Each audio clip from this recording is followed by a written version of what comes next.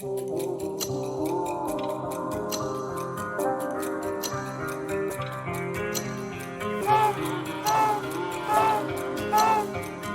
up and down again, there's no discharge in the war.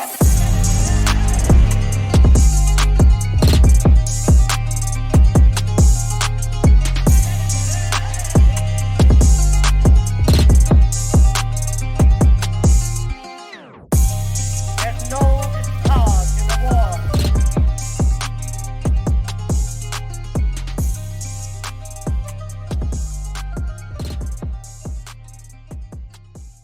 All right, 3, 2, 1.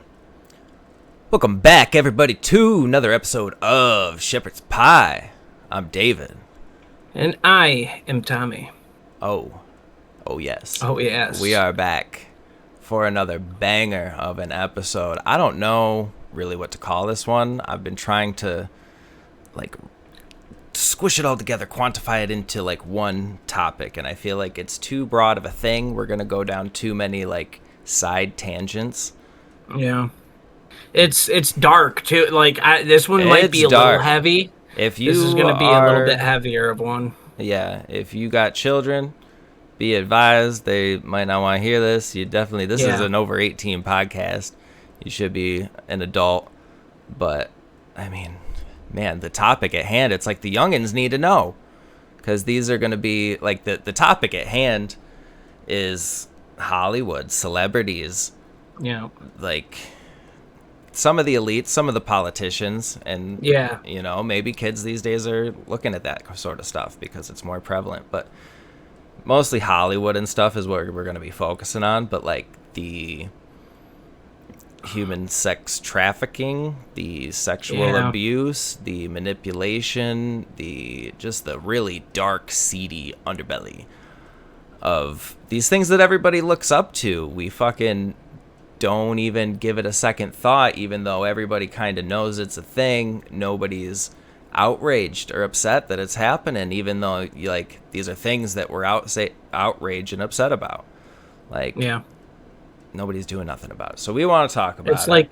It's like the currency of the powerful is really it's the secret currency of the power in the world.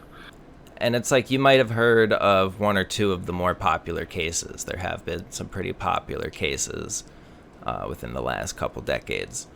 However, my goal here today is to ruin your favorite celebrity.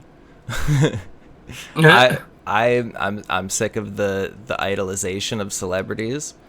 I don't know why people are so desperate to be famous or be like their celebrity, or even worse, I just want to see them.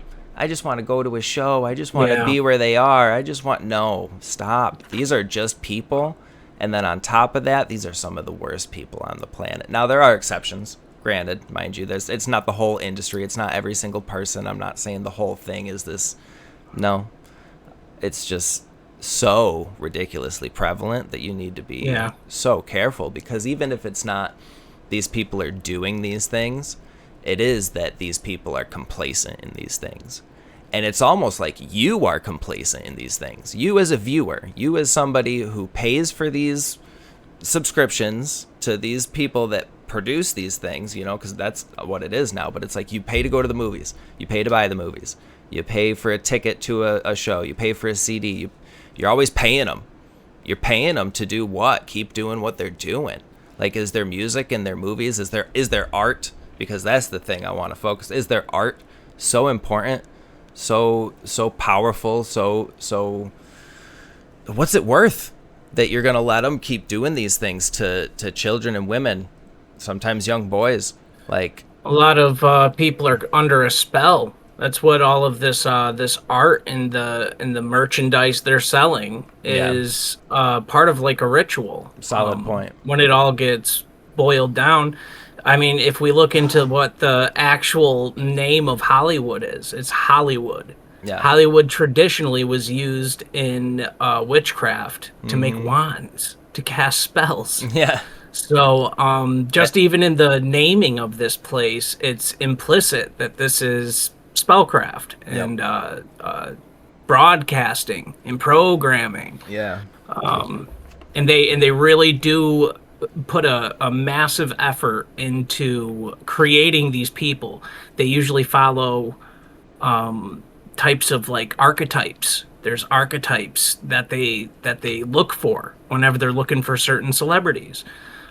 Like the magician, they use tarot a lot.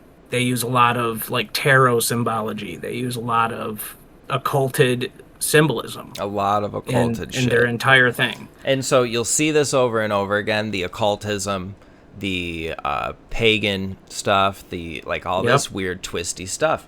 And as you look into it, because hopefully you will find, especially if you're listening to AI or the mainstream news, that these things are unfounded, and it's occultist, yes, but it's art, and it's only meant to be framed in such a way, and it's not actually a satanic ritual.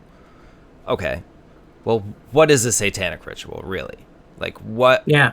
Like, who's classified it's a what show. Is and what isn't a satanic ritual? Because, in my opinion, when you have these, let's call them rituals, because that is what they are, whether it's art or not, it's happening in a ritualistic way. So whether you're having these rituals and they're satanic or not, like, where is that veneration going? Yep. Is it going into mankind? Is it going into self? Is it going into these celebrities? What are they doing with it? Like, is it going into the artists? Because there's some creepy fucking artists out there that do, like, why is a naked child a symbol of hope? And we see this art of naked children, and we're meant to say, oh, that's beautiful because that symbolizes freedom and hope and strength and solid. Like, nope, those are naked kids. Why are we standing here gawking at naked kids? What is wrong with you that you spent that much time painting it? Like, literally, and then obsessing over it and then painting it. These and celebrities' then trying houses to bring are it to full people. of this shit. Yeah, that's how they're 100%. all like laundering their money, is they're putting it into this art. Yep, that's a fact. And when you look into like satanic rituals, it's usually pretty theatrical. You know, they have like a lot of theatrics surrounding it, a lot of props, a lot of it's like scripted, you know. And then you get these shows that come out, and these movies. And what is it? Ultimately, what we need to look at when we're looking at stuff like that is you want to look at what is the content. So what is it about, you know? And then you want to look at what's the effect. Yeah. So what is it doing to people? Does it inspire in people a form of debauchery? Does it make you more promiscuous? Does it make you more violent?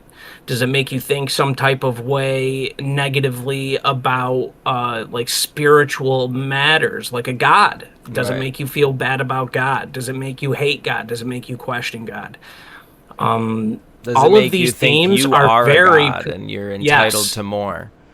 Yes, there's another one. That's right what's happening with society. Everybody's like got this sense of self instead of a sense of like serving God. Everybody's serving themselves, and that serving yourself leads to like this entitlement, and others are below you, and you can put or take from others to bring yourself up. And no, it's not a good thing. It's never a good thing. Yeah, there's this whole web of this culture pervading Hollywood and elite circles is it's like having such a detrimental effect on society. Yeah, it's unbelievable. It's very hard to quantify because of how broadly it's just applied. Anybody around the world can watch these movies, you know, and that influence rubs off onto them. And with less and less of a solid grounded faith in anything, you know, absolute, you're pretty susceptible to programming. Yeah. And then once the programming takes root, it's a program. So it starts unfurling and applying in reality. You get enough people that are promiscuous, what starts happening? All of a sudden there's more brothels popping up. There's more red light districts. There's more like women just or men, both sexes, promiscuously, like flaunting about the street. And then there's other problems that arise from that, and more and more and more problems. It's like a sickness that ends up striking. It's accumulative, happens over time, usually pretty slowly, but it seems like it's accelerated quite a bit in modern times. Yeah. And this it definitely feels like seems to be the accelerant. Yeah. I mean, look at us with Jeffrey Epstein stuff. I mean, that's like one of the huge ones, Yeah. And that's modern, and everybody knows about that now. Yeah. And that's only the tip of the iceberg. That I don't think people look at that like it's the all. Yeah. Dude, that's the tip of what is going on. Like we don't even see what's going on because Trump, the thing all these is, other people aren't politicians correlating don't all the want you to things see together. Yeah, it's all about pattern recognition. Like I was gonna say that back with the ceremony, satanic rituals. Thank you. Sorry, with the rituals that like look for pattern recognition. Like if they're all the same, like even they're coming from different people, you see the same thing over and over again. But like the same thing with, I just lost my whole train of thought. Well, with this, there is a lot of unfounded, conspiratorial, wishy-washy. However, there is also a lot of credible, like hard cases that we do know about. Yeah. So I want to start there and then get into the wishy-washy conspiratorial nonsense. It will help with that pattern recognition. Because you'll start to see where, all right, well, this person did this person did this person did this. And then when we get to the broader scope of, oh, well, this is still a case that's not solved, or Epstein shit, nobody's ever going to figure it out ever, you can start to tie the things together and say, oh, well, wow, that's actually a huge broad scope of things that seem to all be the same thing. So, yeah, that's where I was actually going with the whole thing was you see the pattern in the sexual harassment as you see the pattern in the ceremonies, the rituals. Yep. It's like if you can see the patterns, then you'll see how this shit is feasible. We're not just crazy conspiratorial nonsense people. Like, yeah. So I thought I was safe. Once I started noticing these things, I was like, off of real TV. Like, it's really hard for me to watch a live action show or movie nowadays, and I'm just watching anime and cartoons. I watch like Adventure Time like 5 times through because it's one of the greatest shows in my opinion. But yeah, I'm watching a ton of anime, and then I'm like, anime is not safe. Like you're saying, it's perversive. Like, it's all fan service and titties and ass in your face, and the hero is made to be in a way that you can ascribe yourself to them. So then you're in their shoes with all these little biddies. And more often than not, you got an underage woman that is sexualized in an anime very frequently. Incest sort of thing happens very frequently in anime. And people will argue it's a cultural thing. The age of consent over in Japan is like 16. And that was only up until very recently, even before, I think it was like the 90s, bro, or like the 80s. I might be wrong, but it's pretty recent that they changed their consent laws, and it was much younger, like non-existent. So it's crazy. It's culturally totally different, and that's the argument you get, man, is that, oh, well, in places in the world, different cultures, it's totally fine. Well, fuck you. Go be with that culture. Get the fuck out of here. Like, I'm not accepting it. This is not okay in our culture. We all agreed. Like, I understand in the United States it's 17 or 18, even 16 regretfully in some fucking states, but like it's pretty commonly agreed upon that 18 is the age that's federally legal for you to do adult shit. So like 18's the age. Anybody else that's going to argue for younger than 18, get out of here. Go be where they do that, because I'm not accepting it here. Nobody else should. We shouldn't stand for it at all. Yeah. The problem is that it's so accepted at the top ranks, because what happens to any of these cases where people have done, you know, even child pornography or any of these other things, you know, or dating or having relations with a minor. Yeah. They don't even go to prison the same way as people that have, like, well, used to before. I mean, there's still a lot of places in the country that it's not legal, but marijuana, for instance, if you have an ounce of marijuana, you can go to prison for longer than someone who sexually assaults a minor. Yeah. Like, what are we talking about here? How does this happen? How do we get to a place like this where we're starting to try and we're trying to say that that's a disease of the mind, you know, and we're trying to be sympathetic and not give harsh jail sentences to people who are actually harming people, and not just people, like the innocents in some of the best of our culture, you know, which is children. So just, and you're going to allow them to be pushed through the system without any real issue, but you're going to have people who actually have a mental, you know, dysfunction with like addiction, right? And you're going to make them run through it and become absolutely, you know, gamed out by the system to the point where they can't even function as normal people after their sentences. Right. You have to relegate them to the shadow realm of society because they can't even vote. Like, ask anybody after that. Ask anybody, what is the worst crime you could possibly commit? And if it takes them a second to think, they might give you a wrong answer even. It's usually going to be child abuse. You can say, if it's not... Or killing someone, or they'll say, things of that nature. They'll say killing, stealing, something like that. You say, what's worse than that? And they'll have to think. They might say child abuse. You say, what's worse than that? They'll have to think. Sex with a child? That might be worse. You know? Yeah. Like, that's probably the worst thing that anybody could possibly do. Yep. What's worse? And leave it in the comments. What is worse? Honestly, could you rationalize it to me? What is worse than this topic that we're talking about here today? Nothing is worse. So I'm ridiculously adamant about this. Not only, it's not to fearmonger. I want people to be aware, and I want people to know what to do about it. Because we're not going to change it, it seems. It's always been the case.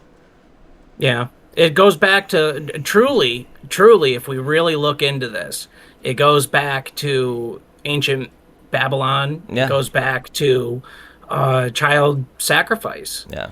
And that's just going on today. People think that these ancient mystery cults or these ancient religions, that they don't operate in the world today, that they're an ancient thing. They keep them in the past. These things are alive and well, you know, through satanic occult practices. Or unalive and not well, you know, because if they're like crazy Nephilim shit and they're dead and their disembodied spirits are stuck here, they're not well and they're not alive. They're trying to figure out how to get back, and they're vying for every ounce of power they can get. And this is how they get it, is they corrupt the world into doing their bidding. They think they can get it. See, I'm not fear-mongering that, because God rules this world, and I don't think they gonna win. I know they not gonna win. Sorry, I ever said that, and I rebuke that. I know they not gonna win. So I have no fear of them winning this game that they're playing. But you got to be aware of the game that they're playing, or you could fall victim to it. And that's 100%. That is to say your children, but that's also just to say, like, don't be a silent supporter, as I was. Like, we're all growing up being silent supporters because our parents think, oh, they deserve to watch TV, they deserve to play video games, they deserve to listen to the music, they deserve to, and then, like, you don't know actually who is tainting your children's souls, because that's what some of these people are actively doing. So the 6ix9ine guy, was he the one with like rainbow shit going on? Or no, like not his hair was all messed 6ix9ine. up, I'm an or... idiot. 6ix7ine, the musician that started goodness. 6ix7ine. Yeah. We go into the freaking lore about all that. Wasn't it like Santeria or freaking voodoo or something? All right, so there's an artist named Skrilla. I'm not familiar with him at all. I never listened to his music. But if you're wondering where this 6-7 thing is coming from, why the children are all saying it.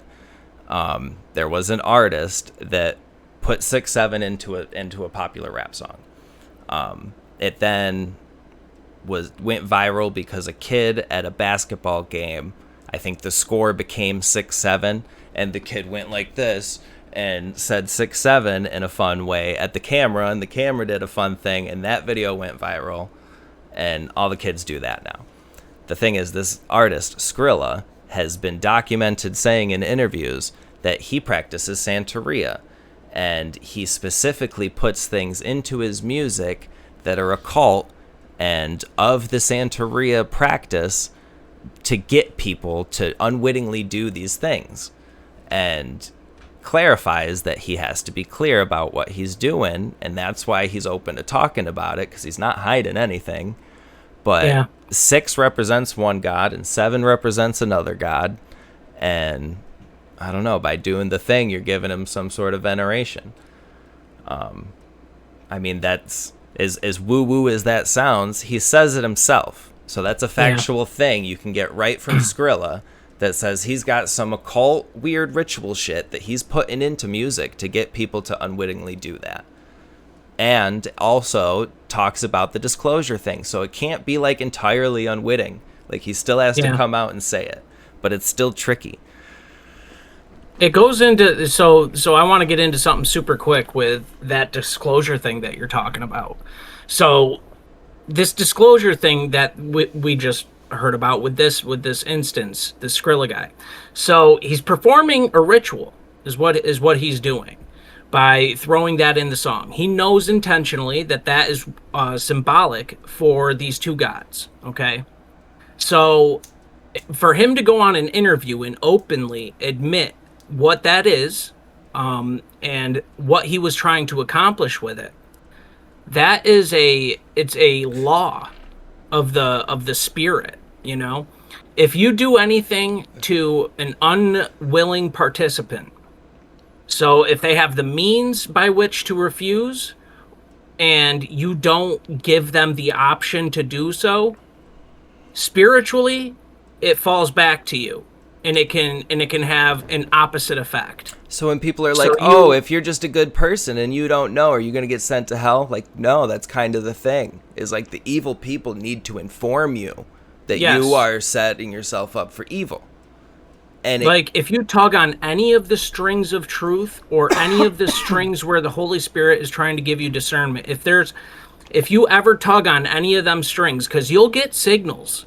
You'll get signals and you'll know that something just feels off. And if you refuse to follow that after listening to some sort of song or something, or by seeing some sort of information that some politician just frickin' spout out, or some show that you've watched, and if you don't already know what's kind of going on, and you know that there's something kind of messed up about it, and you don't tug at those strings of trying to figure out what that is, like get to the bottom of it, the truth of it, then you're unconsciously, you are signing a dotted line.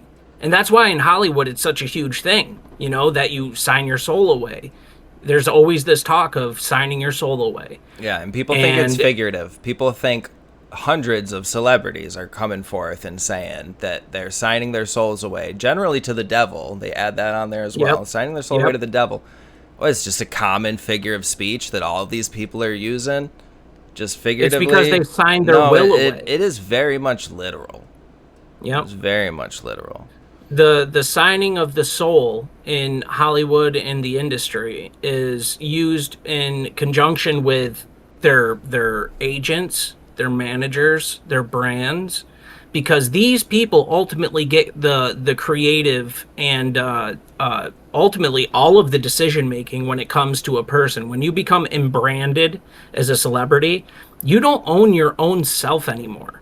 Once you sign that dotted line, you are now intellectual IP. Your name, your stage presence, you as a Hollywood entertainer are now an intellectually protected, packaged up product. And so you're not yourself anymore. You sign away your soul, your autonomy, your own will, and now you have to toe the line. And if you don't, there's plenty of things that can happen. You can get the Britney Spears treatment, Justin Bieber treatment. You can get the frickin' Michael Jackson treatment. You can get all of these different treatments. You know, Right. that'll absolutely, or the Kanye treatment.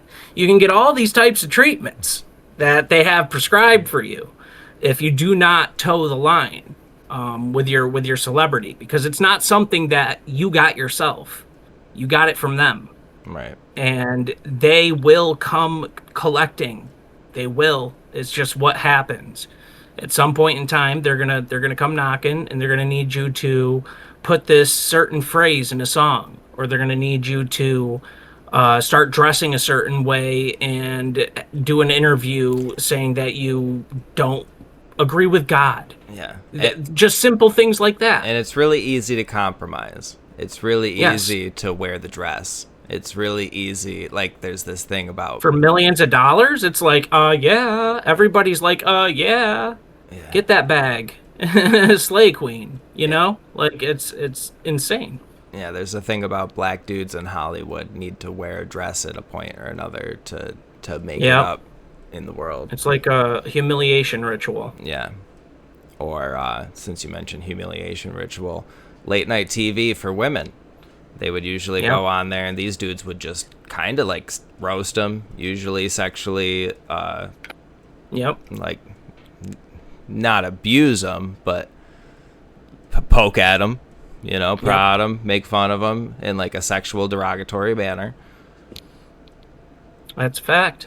Yeah. It's part of the gig with it, and it's you notice it once you hear about it, and then you just start kind of noticing it throughout like your little your life. You've got little ventures into watching stuff that Hollywood puts out, or stuff on TV, or whatever, social media now, whatever it is. And you'll notice the signs of these things. That's when your journey into the darkness truly begins, because that's when it can get a little twisty turny. I could imagine somebody somewhere making an argument that, well, what, can't you make a joke? Like, what if, you could definitely make what jokes. if it's just a joke? I think we've even said earlier in this show, like, nothing should be off limits to joke about. No, seriously. That's fact. I mean, yeah, when I was a kid, I used to make, like, dead baby jokes. I guess I would make rape jokes. It's extremely distasteful. I don't know any good comedian who's ever made a good joke about child abuse or rape or anything like we're talking about today. It's usually not like that's not a thing. Sorry. I'm not going to tell you can't do it. It's off the table. I'm telling you do that, I think you're a pedo. So you probably shouldn't do that because it's extremely distasteful. Yeah. So, I mean, that's one of the first ones I think I want to get into. Maybe not. I got a couple, I guess, some quick ones we could rattle off. Do you want to keep, like, bullshitting about this first, actually? Well, I don't want to cut off we got the couple of different like actual celebrities that you've got highlighted, but this thing is in a general sense, it's something that is like a plan that I just, what I really want to kind of convey, because when you first get this information that stuff like this is going on, your first thing that you want to do is get mad. You want to get you feel a pit in your stomach. You get mad, and you want to do something about it. And there is definitely avenues you can take to do something about it. You can make posts on social media, even though social media is kind of governed by these people. So at the grander scheme of things, they can definitely shadow ban you, and they will shadow ban you. We're probably going to get shadow banned with this. Oh yeah, this video is demonetized already instantly. You can't monetize a video like this. That would probably get removed or stricken or something like that. So you might not even find this on YouTube. Sorry, this might only be available on Spotify. I think that when it comes to this type of thing, um, basically what we have to understand is kind of what you were saying earlier, that this is part of this is being fronted by disembodied spirits, pretty much, Yeah. by like the Nephilim, by demonic type forces, by Satan himself. Truly, at the end of the day, this is all being run by a dark principality, Yeah. and single-handedly, we don't get to really do much about it. And I think that's the trap that gets laid for us, because this noticing thing, it has a two-parted effect. It has the effect, first of all, of allowing them to have people unconsciously sign away to the ritual. And then it also has the effect where they get to taunt their enemies, which are the people that notice. Because you can notice this shit and you can scream it from the rooftops all day and all night, and it's going to have very little to no effect. Yeah. I Boycott. think that yeah, you can do stuff like that for sure, and we are seeing that today. Hollywood is definitely taking the biggest hit that it's ever taken. Yeah, theaters really, are lacking. In reality, though, it's just it's shifting.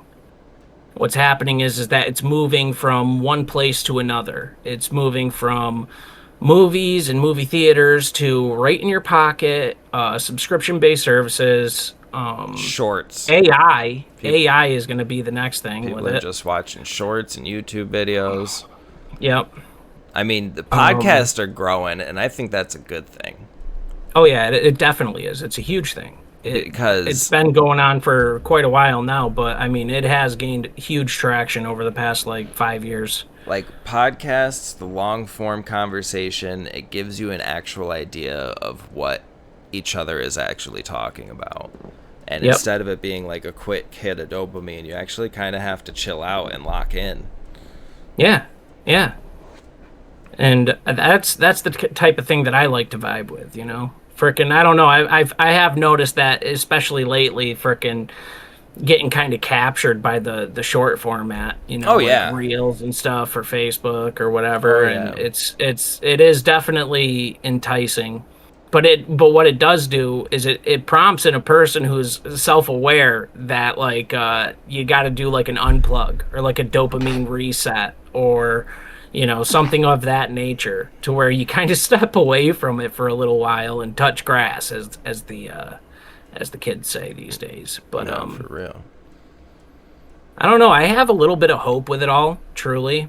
There does seem to be a lot of awakening happening right now, and something tells me that most of the people that'll be listening to us already have an idea about what's going on with all this stuff. Oh, yeah. A lot of the solutions to stuff like this just come from teaching you and your own, you know, and like just being a pillar example, you know. You got to make yourself into kind of the best person, you know. And then you also have to try to be some type of beacon that people see as more appealing than running off to Hollywood selling their bodies and their souls for money. Right. You know, teaching your kids is definitely going to be a huge thing. If you got children, you got to guard them with your everything. You know, you got to teach them some very valuable lessons that will help them into making decisions. Yeah, that keep them away from things like that. Imagine if we were able to make some sort of generational impact where we weren't watching so much TV, listening to so much music, playing so much video games, and people were actually more locked into the real world. And then their money, their energy, their focus, their efforts weren't going into somebody else's pocket. They'd actually be able to, for themselves and for their community, build something worth a while. Yeah, that's the goal. That's the true goal. And not to say you can't have entertainment, you can't have music. Yeah, it all has a place. You know, I heard something that like before TV, there was radio, right? Of course. Before the radio, everybody just gathered around the family piano. And that's why everybody had a piano. That's why you have so many pianos just up for free. Because actually, everybody used to have a fucking piano in their house because you had nothing else to do. So the whole family would get around and jam on the piano and have a good communal time. Yep. And we got to get back to shit like that, man. And like puppet shows. It was They'd go to like puppet shows. Also, when I was a kid, or maybe generation earlier, like my older sister's era, it was like everybody learned an instrument growing up. Like you pick an instrument, and that's kind of lost. Need you. Yeah, that's what it was kind of for. It's like, hey, you pick an instrument because we need to expand our band a little bit. Yeah, everybody was part of a band, right? And like that's not instilled in kids anymore. I was never. That's so funny. Made to play an instrument. I played instruments in school. Like we had the recorder. I played recorder at a concert in elementary school. And it comes back to like that frequency thing, like your live music and your homemade, home played music. That's a lot better than the weird frequency shit that could possibly be coming through your radio or your Wi-Fi, whatever, through your headphones. Yeah, I don't know. It's the spectrum that these guys have taken over at the top of this it's truly sinister. It's like truly sinister, and I don't think that anybody. Yeah, it's like almost. Yeah, it's so pervasive. It's so insidious. And the thing is that a lot of people, they live like relatively normal, good lives, by their standard. Yeah. By their standard that they have set for themselves, or for even a family standard. Some people's families, they aren't very rooted. And so like all it takes for someone to be successful is that they have a job that they're working up the hierarchy at, and they pay for all their own stuff, and they, have friends. That's it. That's their metric. It has nothing to do with any type of, what's your foundational beliefs, or what, what do you think about, do you have any like ultimate goals with your soul, right. Do you believe you have a soul? Like these things that kind of, I feel, have more of a importance because they kind of supersede anything that's material. And material stuff, it just seems like, it just erodes at your spirit. If you're following down a material path, eventually leads to you being lonely and dying with a bunch of shit. Yeah. Like what's up with that? Yeah.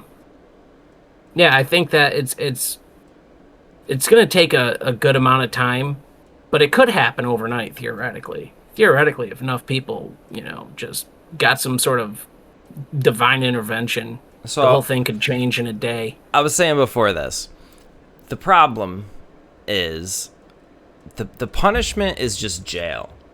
And usually if you got enough money or a good enough lawyer, you're not going to jail. You're getting minimal time. You're getting house arrest. You're getting no punishments. Like, because these judges, they're just as bad sometimes, or somebody along the way is just as bad. They got your back. That's not going to be so bad as what we all want it to be. We want them to get punished justly. And like, some might say the death penalty is too heinous, and some might say the death penalty is not good enough. They need to go to jail and pay for it, but then they never go to jail for long. The punishment should be like Game of Thrones. It should be like they should be tarred and feathered and walked through the streets, and anybody gets to throw excrement on them, and just shame for your whole rest. Not like, not the whole tar and feather for the whole rest of your life, but like, why are we ever forgiving these people? Why are we letting them go back to work? Like, in my local town, okay, there's this dude that I want to drop the name so bad because I hate this guy, and I want to discredit him. Like, I want to go up and picket in my local park and just be like, we need to get this guy out of town. But, maybe we should. Maybe that'll be an episode. But no, I don't know. We'll see. We'll see what we do with it. No, I'd lose. I for sure would lose my job. So maybe once I don't have a job anymore, that'd be a good episode. But, no, this guy has multiple properties in town, like several dozen. And it's a college town, so more often than not, he's got young college girls renting his properties from him. 3 separate occasions, he's been charged with sexual harassment because he's trying to exchange rent for sex with these young women. And so after the first time, he was told he can't interact with his tenants anymore. He needed a property manager.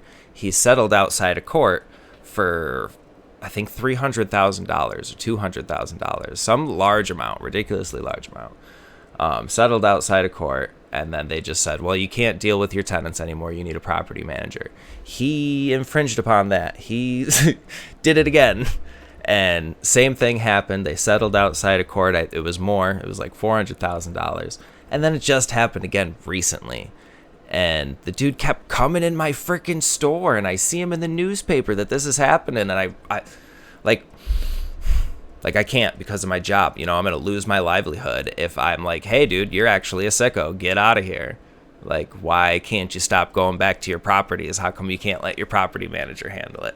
How come you got to keep being a pedophile? Yeah. He's got to be in his late 60s, 50s, 60s. So, like, what are you doing coming after college kids? I know they could possibly be legal, but to me, that's still gross. But yeah, you get it on every level, man. All the way up. Yeah. And then I'm seeing videos now that I started looking into this.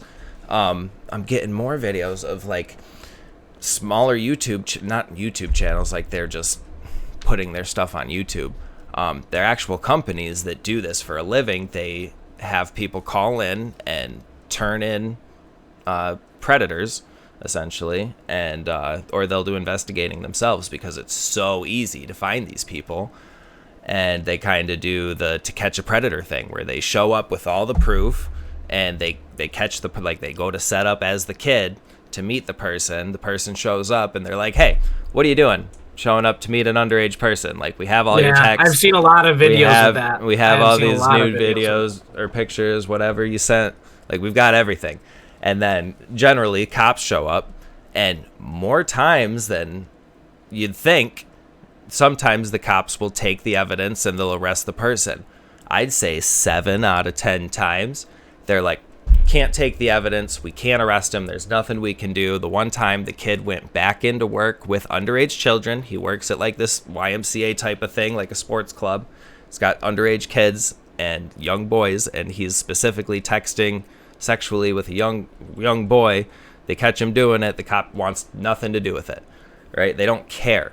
And in one of the videos, he says, well, our prosecutor won't touch it because, one, I think the idea is that the evidence wasn't collected in the right way or presented to the cops in the right way, or the cops are supposed to be identified first so they can handle it.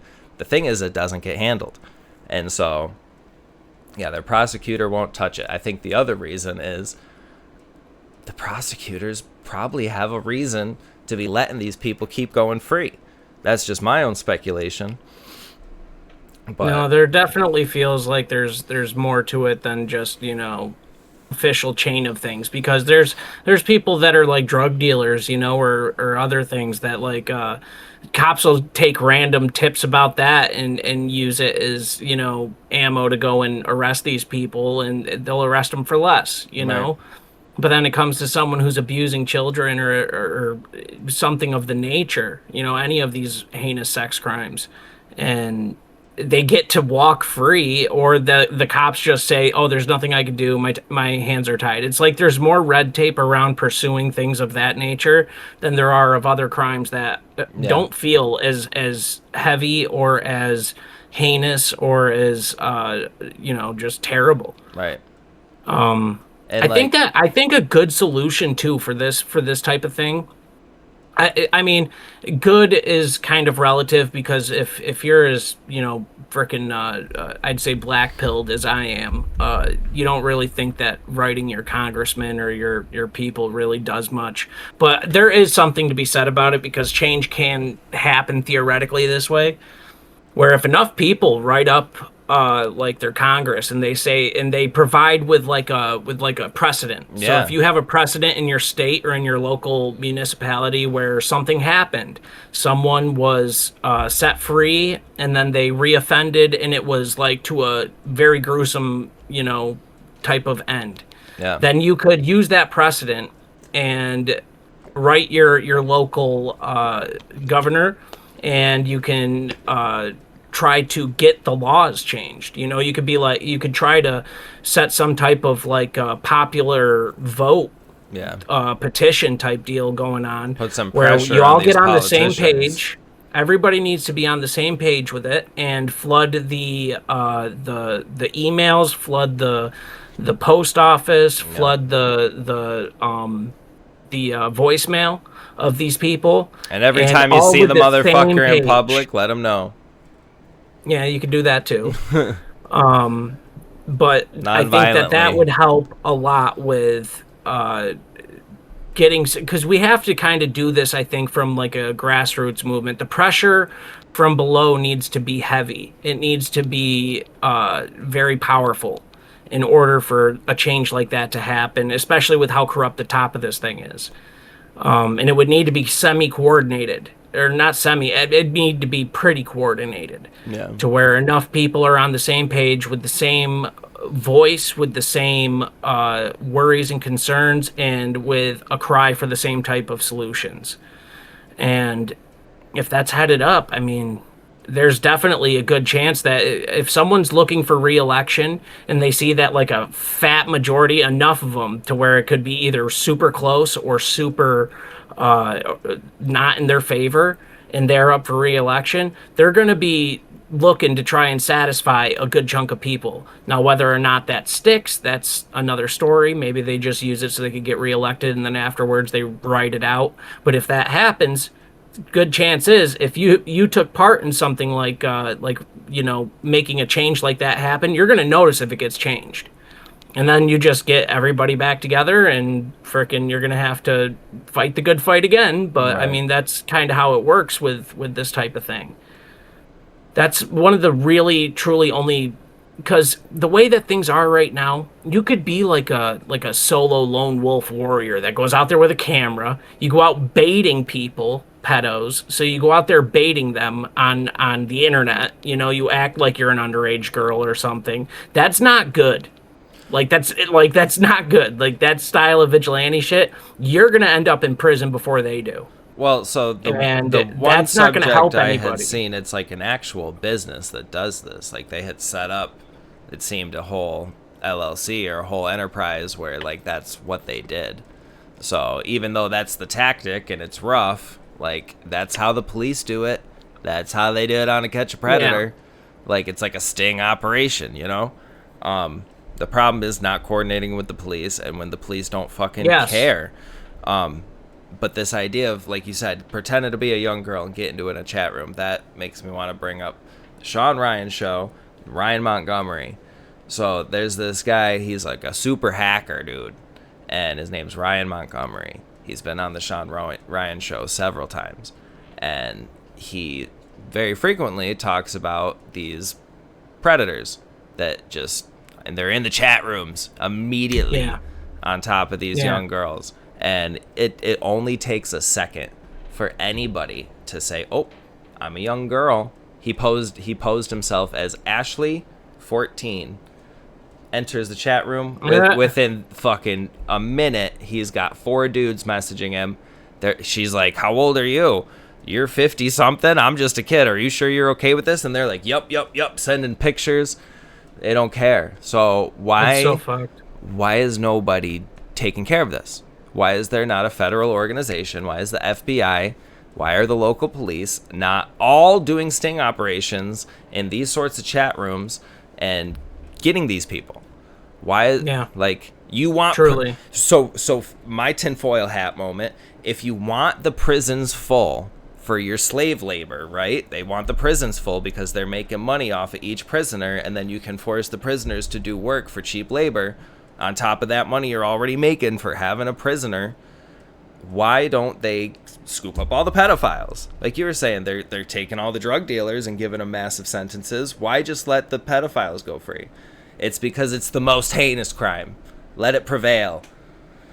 Yeah, that's like, actually, with what you're saying, that's truthfully where it kind of points to. You know, it points to the people at the top of these things. It makes no sense. What other reason?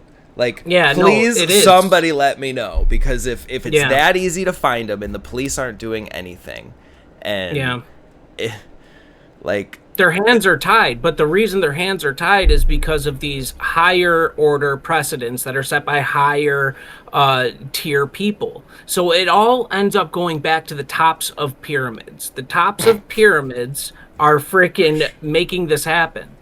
Yes.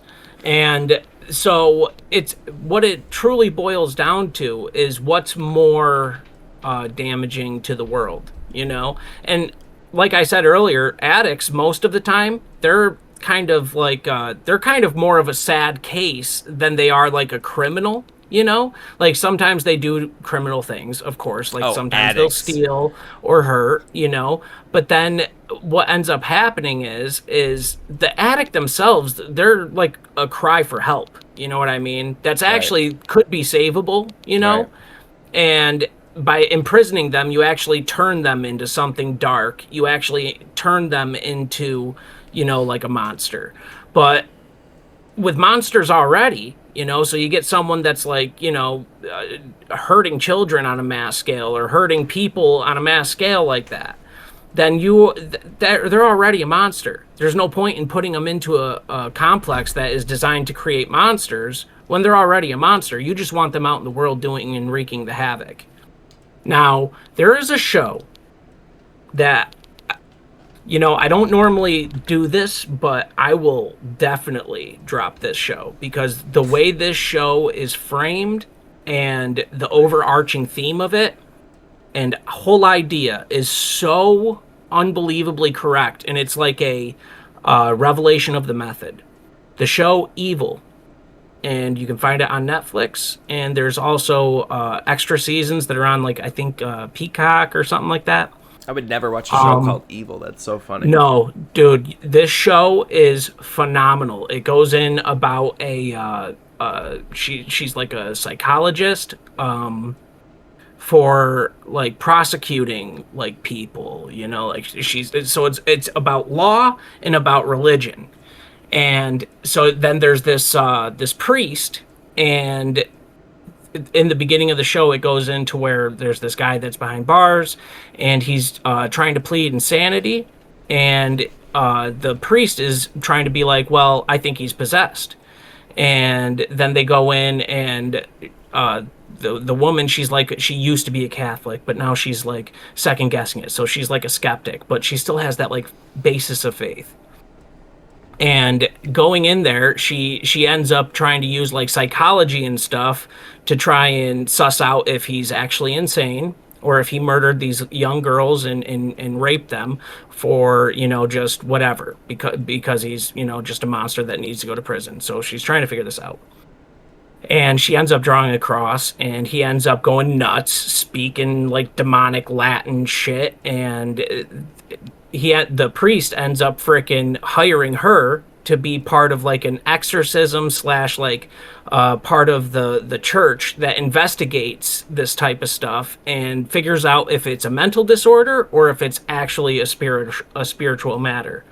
And then all throughout the show, they find the sigils and they find all of this demonic freaking shit going on. And then they uncover like a plot where in the world there's these families and these seals that are in control of certain things, and they pretty much take in these demons and they make things happen in the world. So there's this troll, this guy who goes online and he acts like a troll, and he's doing it for this demonic, you know, like goal, like for this demonic being, you know. And so he's like possessed, and he's going online trolling people because that gives that power, and it like causes people. He ends up like getting a young kid to try to do like a shooting. He tried to Manchurian candidate this young kid into killing one of the main people in the story, the girl, I think it was. Or no, the priest. He tries to get him to kill the priest because the priest is onto him, you know, and he's trying to like get down to the thing of it. The Vatican's involved with this too, and I'm just, if you the revelation of the method in that show is like so close to real. Like, this is how it's going down. Like in reality, there's like so much shit going on behind the scenes, and there's more to it than people think. And I think that that show was kind of spun up as like a revelation of the method type of deal. But they also kind of sprinkle in a little bit of, you know, bullshit in there too. But you got to have the, if you have the eyes and the mind to see that type of stuff for what it is, truly a very good watch. You'll get a huge understanding as to what's going on surrounding all of this type of stuff. At least in my view. Spoiler alert, by the way. Major spoiler alert but for the show. But literally, I didn't give away nearly enough for that to not like kind of. It's the good thing. Still a fantastic. Good thing watch. Tommy didn't spoil nothing for you guys.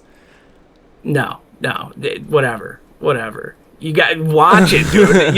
you think that's a spoiler alert? Just wait till you watch it. You're gonna be like, holy shit! It's fantastic.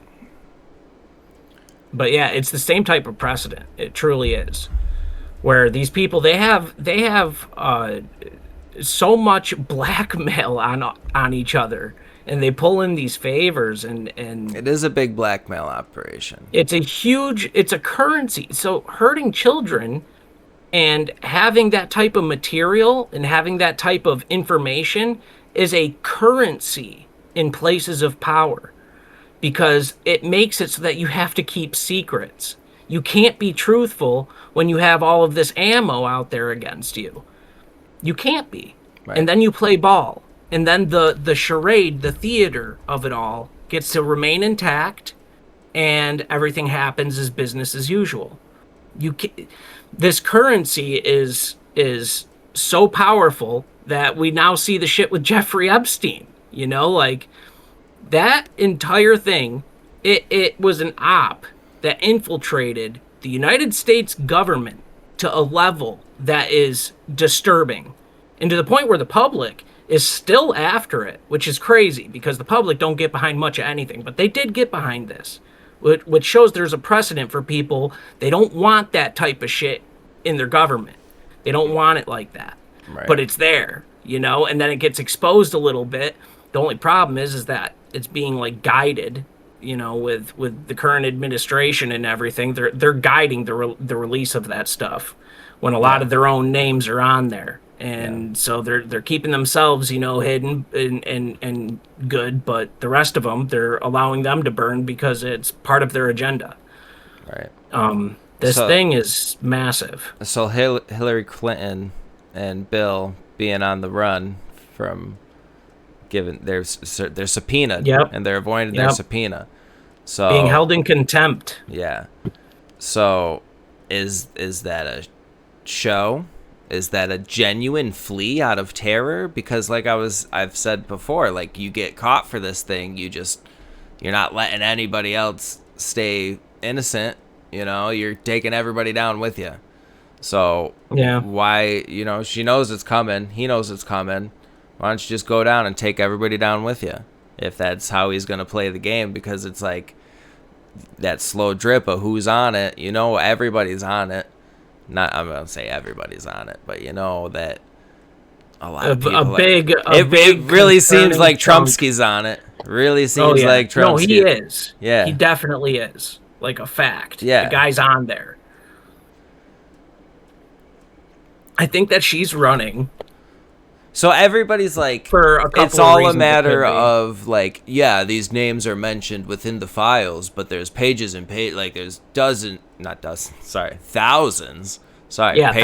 Pages of files, probably hundreds of hours of video to go through, if not thousands. All of these names and people implicated are not necessarily guilty just because they were there. Like, okay, granted.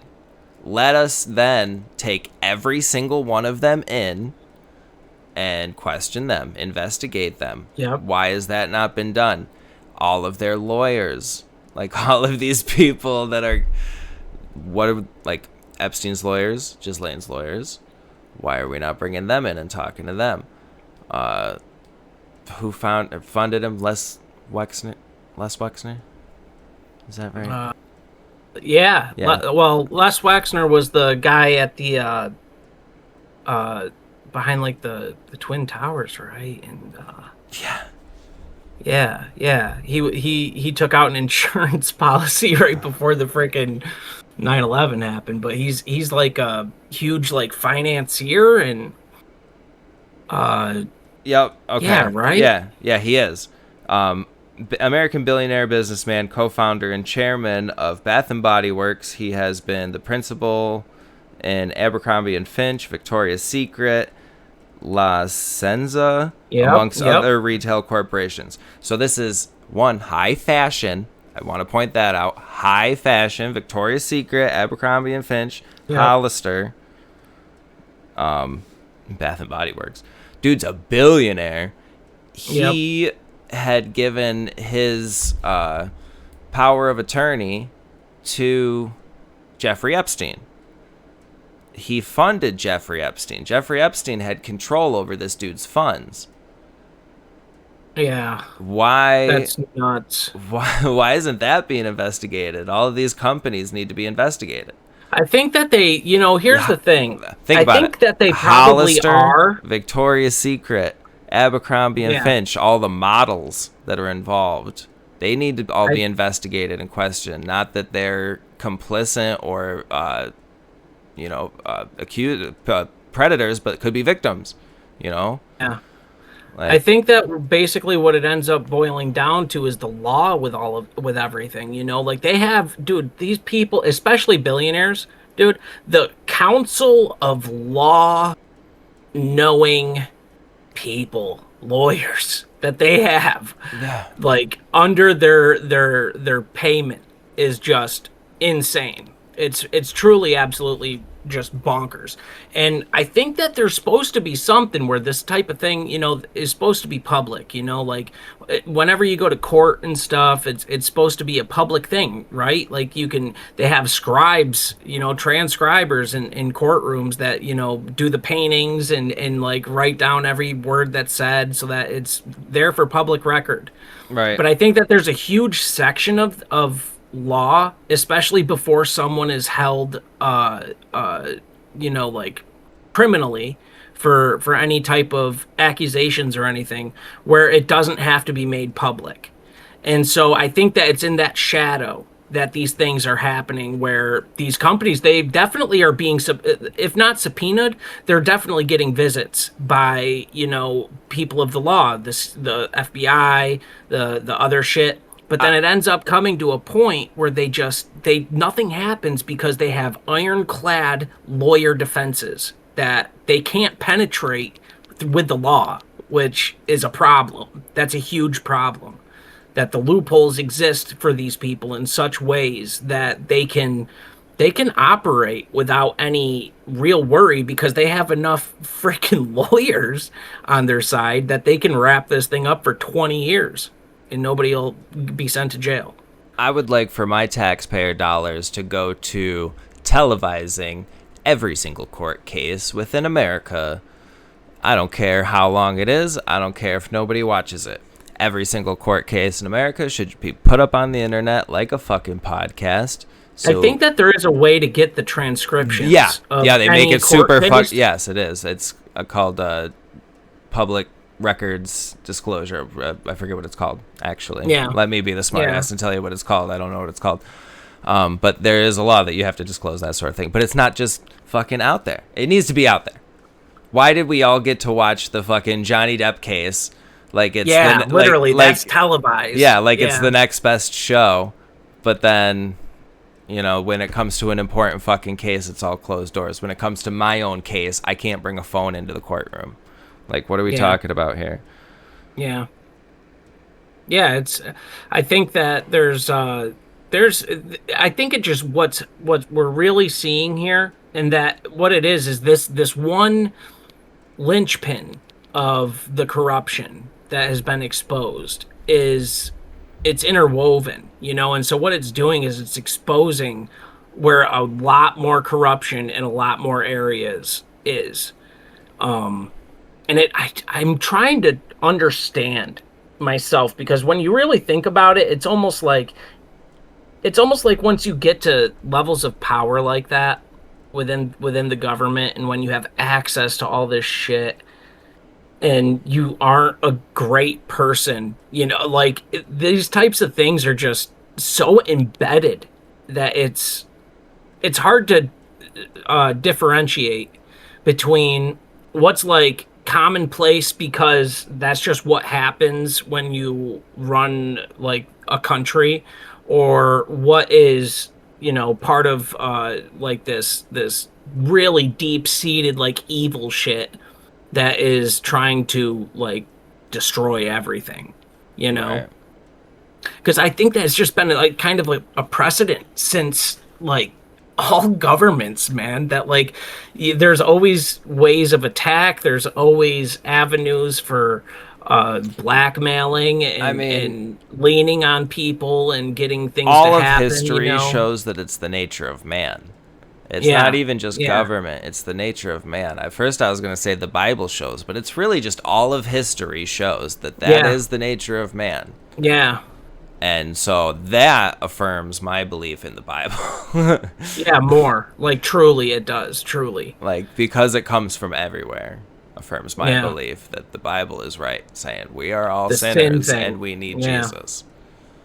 Like, The sin is definitely that portal, dude. It is the portal for all the systems in place of corruption that we see today, and all this fallout. It's like I it's truly the portal. believe that everybody that's trying to do their best, you're still harming somebody somewhere.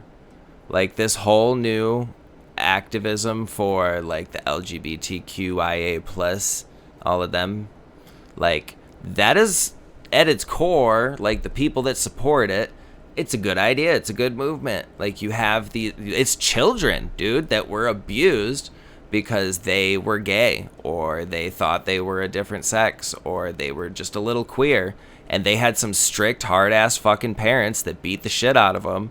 Or there's this movie, think What's about it? What it it? for a No. What is second. it? What is it? Like about? It's about a girl that transitions into a boy. Tears of a something, cry like a boy. I don't remember. Something like that. So, all right, Someone will have it in the comments. yeah, something like cry like a boy.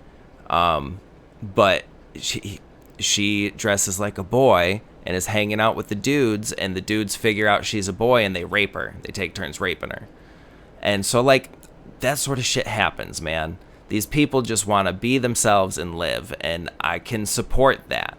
But at the same time, I don't support that. Like actually, we shouldn't be out in the streets talking about it like it's the next best thing, because I actually believe you're harming society by being proud about that. Because one, pride's a sin. So what are you proud about? Like, we're all sinners. We all deserve to improve. This thing that you just figured out, this gay thing, it's not a solution for anything. Like, we do all need to be nicer to each other. We do need to not be abusing each other. Yeah. Like, it is, however, human nature. So no matter what the next movement is, there will always be people to oppose it. No matter what history is, it generally is always wrong, and the next best thing is always wrong. And we're just going to keep fucking up. No matter how hard I try to do my best, I keep doing wrong. Like, and the same is going to happen for you, no matter, not pointing at you, the viewer. Like, no matter how hard you try to be, and you would like to say that you are a good person, we all fall short. And I won't even say of God. We all fall short of our own expectations for humanity. Our own expectations, Like, yes. what would you think is the ideal human? What would you think is the best you could possibly be and do the best you could possibly do? You're falling short of that, and most people will. And man, I hate that some people got to fall this far, though, to the topic that we're talking about today. Yeah, that's the thing that's really hard to enact any type of like what would Jesus do type thing. It's tough. It is extremely tough. I think that I don't know if we're necessarily called to just be okay with things. I don't think we're called to be okay with things. No, we're just called to treat people on like an individual level, on a face-to-face, person-to-person level with utmost kindness, treat them with love. Yes. And to follow the word as closely and as to the letter as we can. Yeah. And I think that's truly what we're called to do. Like we can I think that it's we have to speak out against things like this because Yes. we can't let it as individuals. I think that what it really calls for is just for on an individual level us to make safeguards in our own lives with our own circles to oppose openly things of that nature and to ensure that within our own ranks it doesn't happen, and that seed that's planted, it does grow eventually, and yield something, and we just need to make sure that we keep at it personally. That's really the answer for all of it. It truly is. Outside of just finding yourself some type of grounding in the truth of the world, really.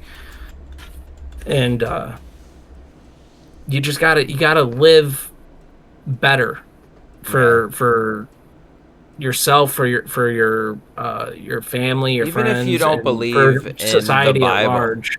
even if you don't believe in the Bible, there's more that we can aspire to be. There's this problem where people think they're good. People think there's Yeah. no more learning and growing they need to do. And that's impossible. That is so impossible. There are so many perspectives that everybody should learn. You can't just live your life in your perspective and just be okay unless you want to go live in the woods by yourself, because we're all interacting with each other. So in order to not be evil and enact your negative will onto somebody accidentally, because though you think it's positive and though you think you're doing good, you could be doing harm by somebody else. Let's all take a moment to try to orient ourselves to the utmost high and do the best we can all the time. Yep. Always continue to learn and grow as to what that is. And I Yeah. personally think if you do that, you will find God, because that is the ultimate answer. That is the Truly, utmost high. truly, you will find him. I agree with that.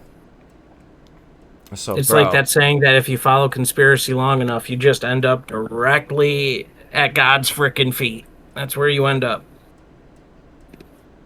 so the Yeah, do you want to get into some of these examples of some of the people, yeah, and some of the examples of the fuckery in Hollywood that we've got?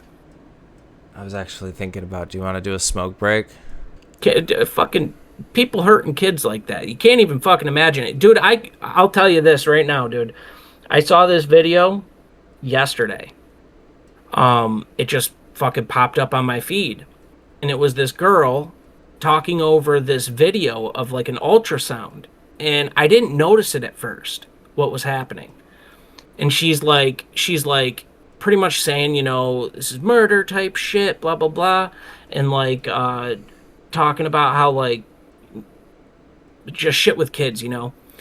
And I'm looking at the ultrasound after watching the video a second time because I'm like, I missed something. And I'm looking at the ultrasound, and you see the fucking kid in the womb. It's like a fucking grown kid in the womb fucking getting Aborted. yeah, and then you see the fucking tube going up and fucking sucking the kid out, and like it kills the kid like instantly. Like they fucking have some sort of barb that goes in there and kills the fucking kid, and then they suck it out a tube. And like you see this, dude, I cried my fucking eyes out. That's I didn't even disgusting. know what I was looking at. Right. And then I saw that, and I'm like, And that's what just the just on the internet. fuck, dude? Like, what the fuck are we doing? Yeah, no, that's That horrible. is, dude, that shit fucked me up and really reaffirmed my fucking stance even more with the shit. That is so fucking demonic, dude. It truly is. Yeah. That kid was like fighting in there too. You saw, because like after they popped the placenta and shit to fucking go in there, the kid like notices, like Right. As soon as its environment's fucked up, it's like, trying to fucking figure out, and Yeah. then And every the, single person that thinks that abortion's okay needs to watch that video and tell the me only what you thing that I think could even about that being remotely, alive. yeah, dude, it cannot be that alive and have any type of abortion. That should be so fucking illegal. It's unreal. That is murder. They're You are that murdering alive. They're someone. that alive after a couple weeks, bro. After That's like, what I'm saying. after like That thing four. ain't fucking like cluster and like literally no fucking organs really formed or some shit, I don't even want to. If it ain't a Plan B pill, then fucking I'm not about it. Like it stops being a clump of cells after like 6 weeks. Yeah. It's So got if anything form after that, and nope. digits and it reacts and it moves Yeah. after 6 weeks. Anything after that, dude, I do not support whatsoever. I don't support any of it really. I guess there are extenuating circumstances that would make something fucking, extremely fucking difficult. But No. overall, generally, I am just so unfucking cool with it. It's Yeah. crazy. Yeah, I'm not for it. But dude, fucking nuts. I saw that shit. I'm like, whoever could do something like that, monster. And the mother who fucking did that shit, like, dude, the guilt they have to feel, and if they don't, the guilt that they're capable of shielding Yeah. themselves from feeling is fucking psychotic in scale. Like, I don't understand how that's possible. So I don't fucking get it. people will argue that it's a clump of cells, as I just said. Look at the stages of birth. It's not. People will argue that it's not sentient or thinking or alive until a certain point. Look at this video Tommy's talking about. Clearly, it's much more responsive and alive at a much earlier state than you believe. What about the life of the mother? Well, the mother, there's a thing where, whether it's rape or not, it's monitored assistance. So if the mother's at risk or if the child's at risk, you don't just abort the baby, because you don't kill a baby to save the mom. You're still killing one to save another. That's not okay. So you monitor it as much as you can for as long as you can to see if it would ever be viable to save both. You don't just automatically abort because there's a risk. Then in the case of rape, you don't abort the child for the sin of the father or, whatever circumstance. Like, it's not the child's fault. So there are plenty of people that are alive now that were cases of rape, sometimes incest even, and they're happy to be alive today. And so to say that you are less than a person and you don't deserve to live, like, I know our systems are broken, but we do have systems in place for these children. So I don't think there's ever a case. Like, in the case to save the mother, yes, but let's monitor until the very last opportune moment until we can save the mother. Yeah, it's that whole situation is just fucking it's all around on every single front, just so fucking wild. Yeah. It boggles the mind, the choice that has to be made, or the choices that are made, or the guilt and the repercussions of all of those choices that have already been made. It's I understand kind of why the whole thing is hot button as it is, because there is a lot of emotion behind it. That is children, Yeah. on all front. Yeah. And then it's like, yeah, those are women on all front, but like, this is, I don't know. If you can watch a video like that and think anything other than this is like the saddest thing you've ever seen in your entire life, then there's humanity missing in you. Truly. And that, I think, requires some great self-reflection to hopefully try to find that missing piece and bring it back to yourself, because that's wow. Yeah. Wow. I just watched a video. I didn't even know what I was watching. And then when I realized what it was, I started sobbing. I would I'm say like a you're grown not man. damned.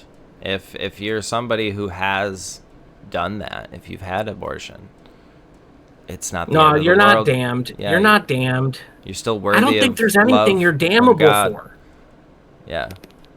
And that's something too that a lot of people, use against Christianity, is they're like, oh well, this guy who did this thing, he can be saved too if he just believes in Jesus. And it's like, there's a little bit more to it than that, but essentially yes. I mean, salvation is there for anybody. Right. For anybody who goes through what it takes. There is salvation there for anybody. But you can't just be someone who does something absolutely irredeemable or apprehensible or totally fucking wrong. You can't just do that and then say, I believe in Jesus. Right. And doesn't work go like to that. even going to communion and partaking in the body and the blood. Dude, you need to be made new. You need to make a covenant. You need to repent. There are factors that come for salvation. You need to give your life over to Jesus. You can't just say. Right. You have to kind of do too, you know? There, like your work, there's the works thing that people are like, oh, works isn't mandatory for salvation. But if it isn't going to be works, then it needs to be belief. Yeah. And belief is, for a lot of people, is hard to come by off of just saying you believe. Right. It takes a repentance. Something. It takes something. If it's not an actual works, it's deep in your soul. And yes. So whether you've committed those acts in the past, if you actually believe in Jesus, you're not going to commit those acts in the future, because now you believe deep in your soul. And humanity might not forgive you, and that's honestly okay. I don't think they should, because then we get to a fucked point where we're forgiving these people that committed heinous acts. Let's not. It's up to Jesus to forgive them. Yeah. Gotta kind of keep some sort of precedence when it comes to like having a society. You gotta keep some type of. You have to. You really do. You have to keep some sort of law and order to the chaos that is flesh, that is being. And let's just to the world. Let's exclude them.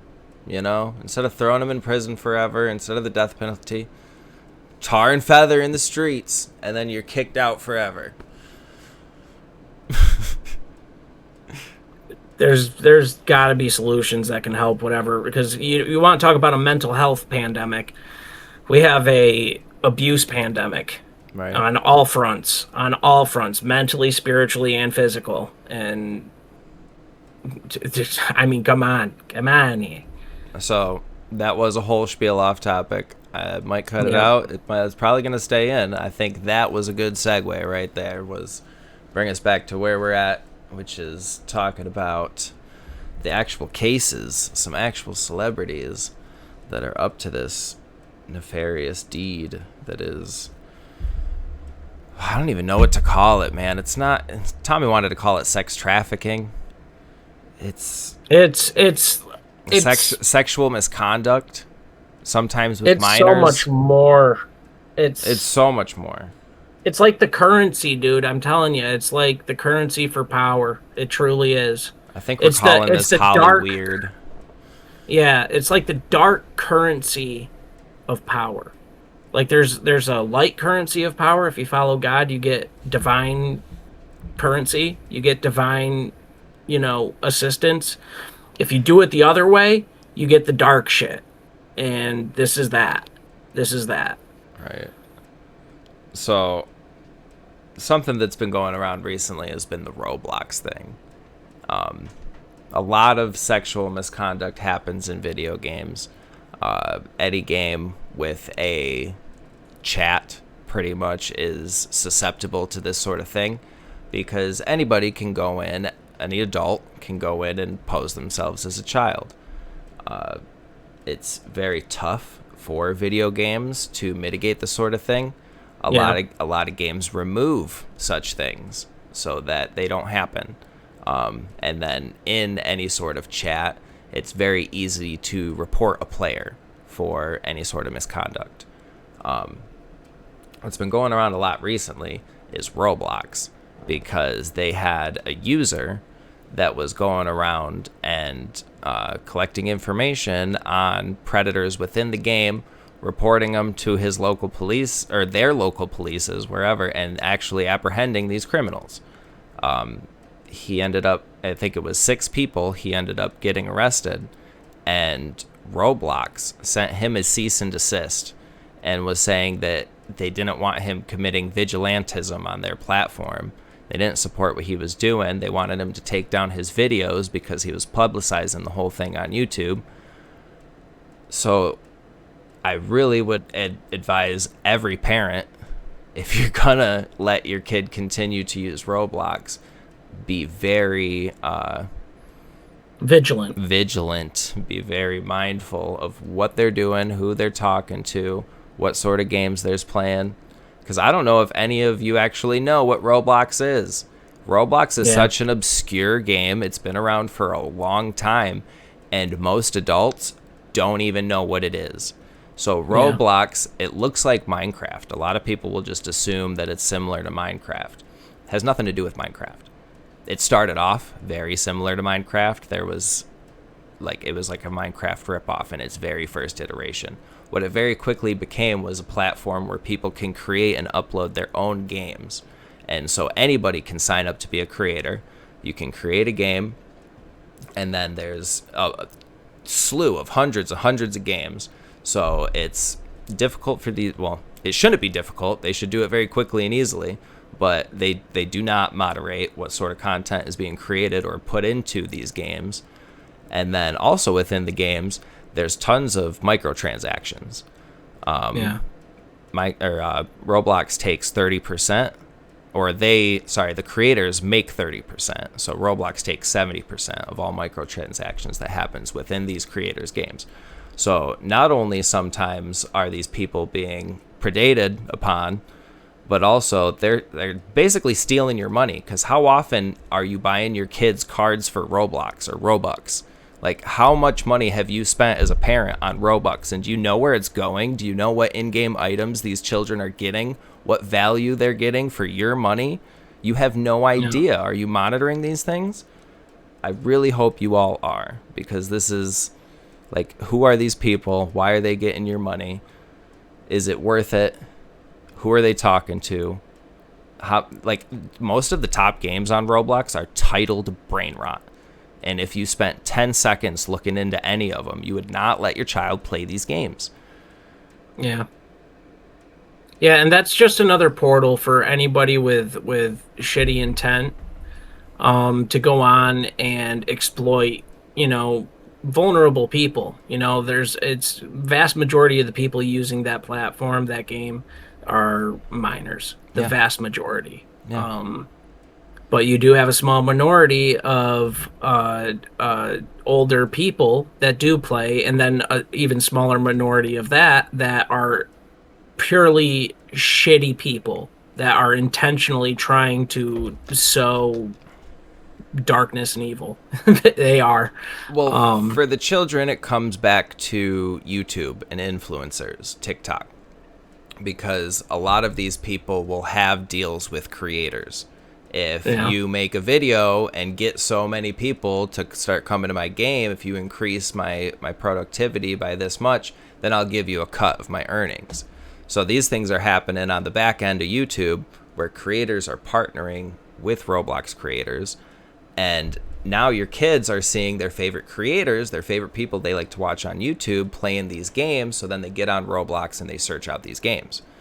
So that also creates another very easy avenue for somebody to say, oh, well, this is the most popular game. Let me get in here and start fishing people over to my room in my game. I will say, I just saw there's somebody had created they're not only a church, it started out as a prayer circle, but then they made a church and they got bands playing. They're doing prayer. Doing sermon, getting all these kids together and getting them all to pray and give themselves up to the Lord. And it's fucking awesome. Refute the devil. It's great. I love that even in the face of darkness, that just things of the light also crop up, That to me is so where the beauty of the things are. Minecraft is another one. Minecraft can get seedy. it's a lot safer because you can't just kind of worm your way into something dark as easily.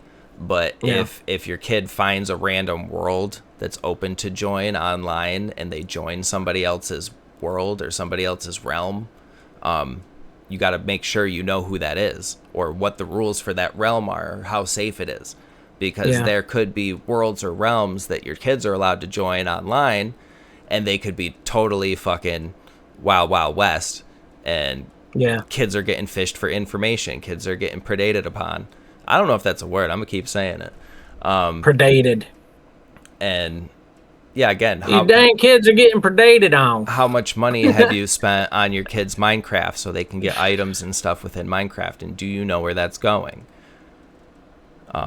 But Minecraft is another one that's super cool because I wouldn't say take it away from the kid entirely. I would say just monitor it because and same with Roblox. Like if your kid wants to become a creator for Roblox, that could give them an opportunity to learn programming and implement like an ability to learn computer shit. So don't take it away. Supervise it very well. As a parent, do your job. Just discernment. If you gotta take it away, take it away. If not, don't. Parental discretion is advised. But Minecraft, before I got totally off topic, has like a world library of books that like are destroyed or burnt. Like it's this gigantic library of all the world's information. It's wonderful. And it's like copied into Minecraft books. Like it's so ridiculous that people have put that much effort into it, but it's like a growing library within Minecraft that's like trying to keep track of the world's information. It's really cool. But yeah, no. and then the solar flare hit, and that entire that's just lost forever. All the games of all time are gone, and all that information just totally wiped by the sun. I was literally gonna say we can't talk about anything too positive for too long on this one. This is a dark episode. Yes, strictly dark shit here. So, we had recently seen. With Nickelodeon, wasn't there a document? I didn't watch the documentary on Nickelodeon. No, I haven't seen that. I was just like, of course, but there was a Nickelodeon. There was a documentary on Nickelodeon. They had a producer named Dan Schneider. So if you're unfamiliar, one of the top people at Nickelodeon, his name was Dan Schneider. He was a producer, director, handled casting, handled all sorts of things. For The Amanda Show, Drake and Josh, Zoe 101, iCarly, Victorious, Sam and Cat, and all of these shows involve minors. So he was charged. They're kid shows. Yeah. He wasn't charged with any sexual misconduct. Let's get that straight because officially no sexual misconduct was ever, I think it was accused, but it wasn't ever like found.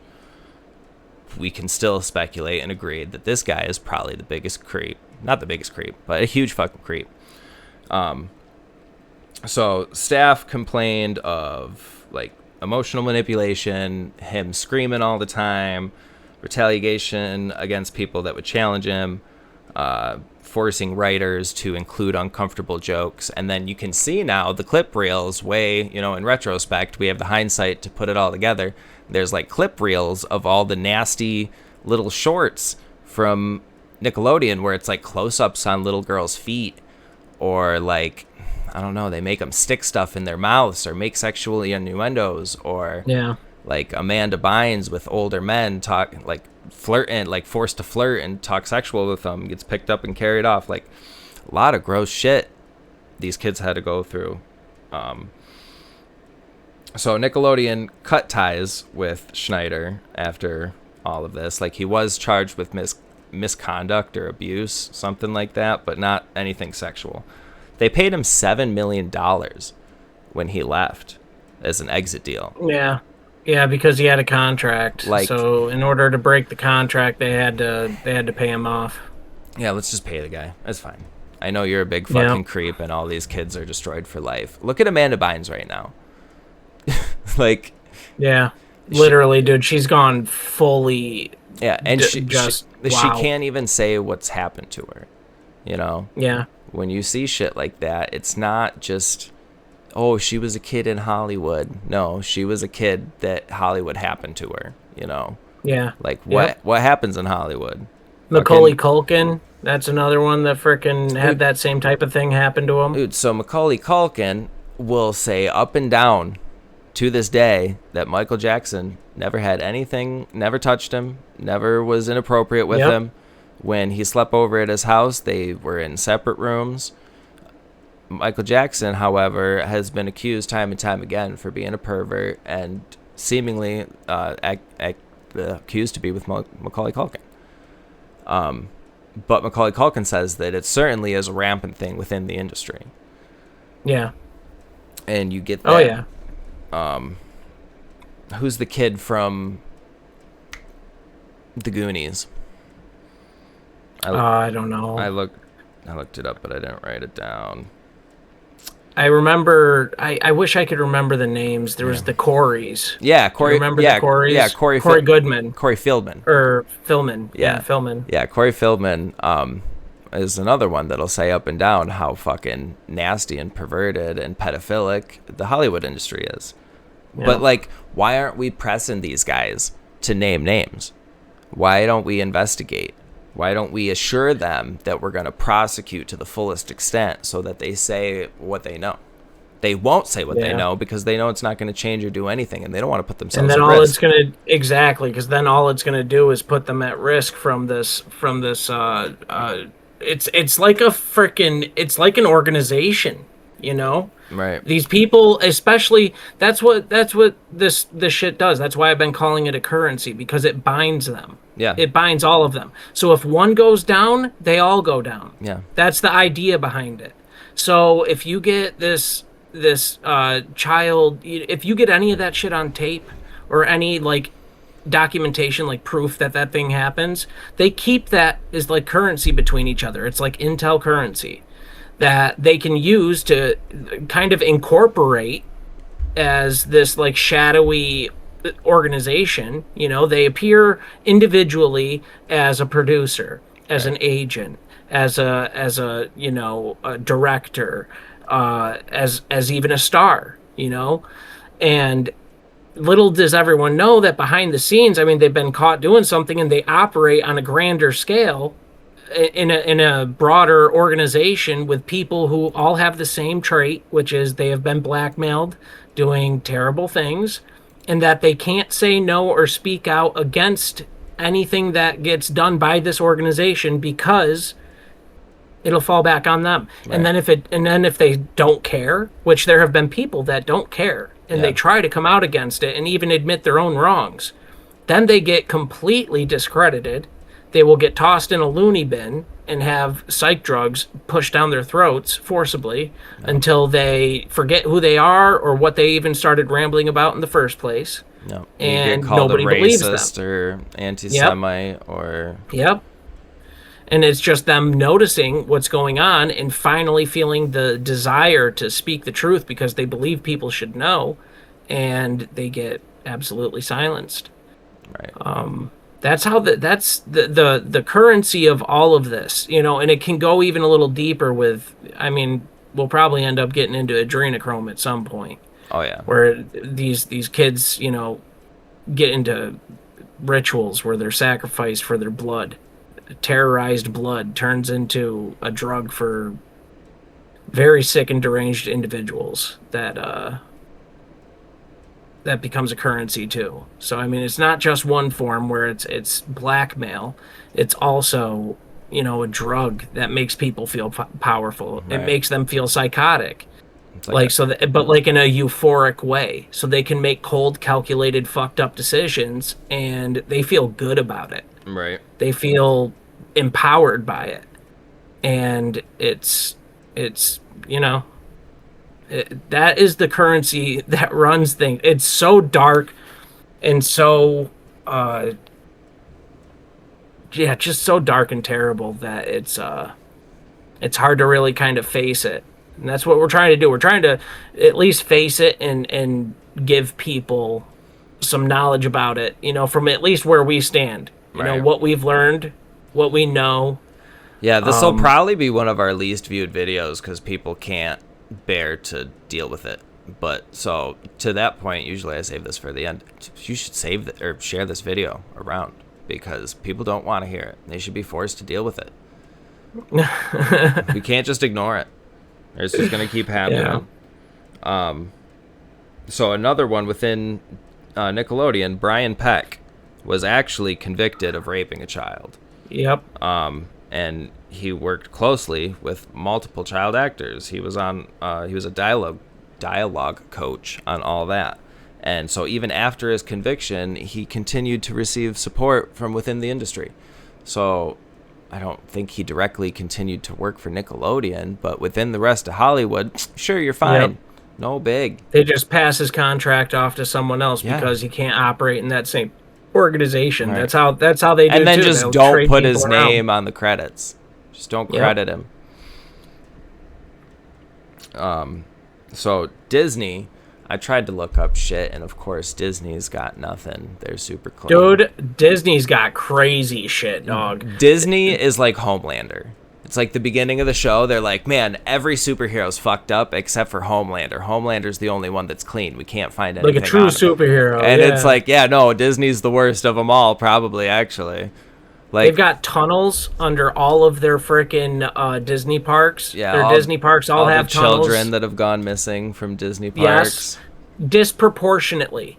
And I mean, yes, it's a park where parents take their kids, so there's a lot of kids there. But like even so, it's still disproportionate how many children go missing at these parks. Yeah. They go missing completely. And with a tunnel system underneath that does not get publicly disclosed, it's easy to just traffic them out and put them in a van and send them somewhere. Right. I mean, dude, it's that simple for these sick fucks. It's literally that simple. And then their shows. Yeah, I was their gonna say, shows you got have art. Oh, what? The Lion King. There's a famous. I wish I would have known we were doing the Disney thing because. The sex in the stars. Dude, they have got crazy symbolic. Yeah, there's like a dick on the cover of Little Mermaid. Yes. There's sex in the stars on Lion King. Lion King. There's like a naked woman in the background of the Great Journey, the movie with the mice. I think that's what it's called, the Great Journey. There's one of the famous ones from back in the day. So with black and white Mickey Mouse was how did they make Swiss cheese? So Mickey Mouse is at a freaking conveyor belt, using his boner to make the holes for the Swiss cheese. Right. That was like early Disney, dude. You have Cinderella, the mice pulling the beads out of the other mouse's ass. Like it looks like it. It's not actually. Like these are not children themes, dog. And people say, they slip stuff in for the adults, so the adults can laugh while the children don't notice it. And it's like, the children don't notice it. You're right. It's all subliminal. It seeps into their subliminal mind and it sits there. They have some sexual stuff going on back here. They don't notice it. It just does something to them. Yep. That's one thing that the Satanists truly understand is the power of the subconscious mind. Right. And they know that that's how spell work and rituals work. They use the power of the subconscious mind to pretty much build everything for them. They freaking cast their spells out and it just automatically comes into fruition because it's part of people's minds now. And you may not know it. You may not understand consciously what's going on, but it does something to especially unawares people that don't have any type of, awareness around certain things of the nature. Like children. They won't even know what they're doing. Yes, exactly. Children are dude, their minds are But it's happening to you adults too. Yes, that too. Well, we all had seeds planted in us that we didn't know about when we were kids. We were all growing up on the frickin' Disney shit. All of us. Right. And we didn't know what was happening. We didn't know, it just wasn't as available, Like, nowadays, people understand it. I mean, dude, Disney took a huge hit, but then what do? They rebrand. They end up buying a streaming platform and a bunch of titles that aren't really Disney related, but they just say that they're part of Disney now, and it hooks people in again. Right. And then they get another inflow of cash because Disney itself as the brand with the Disney movies was dying. Yeah. And so they had to frickin' pivot. and they'll get freaking sports on there. They'll get freaking all sorts of shit, and it's because they have to It's diversifying 101, dude. It's like what you learn as like a financier. If you want to stay in business, you got to diversify. If the main thing you're doing, making children's cartoons, gets exposed, and enough people get on board that you guys are doing crazy shit with that, then the main thing that's making you money is now compromised, and you're gonna fail. So what do we do to not fail? We diversify. We get adult programming on our Disney app. We make it a subscription base so that every month you're paying us a freaking tithing and a tithing. And then, yeah, we stay alive that way. And meanwhile, we still sell you all of the crazy kid shit that we used to program you guys when you were kids. And you're going to let your kids watch that shit. Yep. So that's awesome. Yep, and you're going to spend all your money coming to the parks and trying to see the characters and spending it on the memorabilia at the stores, even at your local Disney store to get the new doll because you're so obsessed because they mind planted and controlled you when you were a child. Now you think you have to do it for your children. Yep. Generational. My sisters are going to think I'm talking about them. I'm talking about everybody. All you Disney adults are weirdos. But so the only thing I could find on Disney was that they had a snorkeling cruise. They would take all these kids, generally, adults too, but usually kids. It's Disney. Snorkeling cruise out to Epstein Island. Now, they would have other stops. There was a whole route they would take. They usually went to a reef, but they would stop at Epstein Island. It was a regular stop. That's insane. Little St. James, here it is again. Yep. Here it is again. Oh, and also the Nickelodeon logo looks like, or at one point did look like the Little St. James Island, the Epstein Island. Yep. And then didn't it switch to like a foot? It changed a lot. It changed to like a foot, which was weird, because apparently Dan Schneider had a foot fetish. Yeah, yep. And also some people say that the slime was made like green screen green so that in After Effects you could change it to make it look like semen. So you have all these kids, your favorite young girl actresses getting doused in a white fluid. Yeah, it's fucked up. No, not okay. So we got our buddy Bob Saget is the next one on my list. So when I was a kid, me and my buddy used to use Bob Saget as like a swear word. Like instead of saying fuck or damn it. I remember that. We were like, Bob Saget. We used to love Bob Saget. And then I remember the roast coming out, and I actually didn't think anything of it at the time. I thought it was funny. I'm like, yeah, Bob Saget, he's a perv. He's real fucking grimy. He's a dirty old man. They were roasting him about the Olsen twins, weren't they? Bro, we're going to watch it. I want to pull this up. So, I'm going to... oh, of course, I got it all fucky now. Yeah, we're going to do this. We're going to share the screen. Hopefully you guys can see. I'm going to try to actually pull it up a little bit bigger than the rest of us. This is going to be Bob Saget talking about... oh, I don't have the roast. So the roast... all right, we'll just talk about the roast, and then we'll play this video. So in the roast, they joked about Ashley Swallows. Like, oh, you want to... something with Mary Kate because Ashley Swallows. I forget. They made a lot of jokes about him fucking Mary Kate and Ashley. They made a joke about him killing and raping a woman in 1990. They made all sorts of jokes about him being a pedophile. And everybody's laughing. The whole audience is full of celebrities, and everybody's laughing. Yep. What is so funny about the and I made the mistake of thinking it was funny myself back in the day, but what is so funny about the concept that Hollywood is so corrupt that they're able to have sex with children and nobody cares? Yeah, I don't know. It's pervasive and absolutely insidious. So this is the level at which nobody cares. Let's watch this video.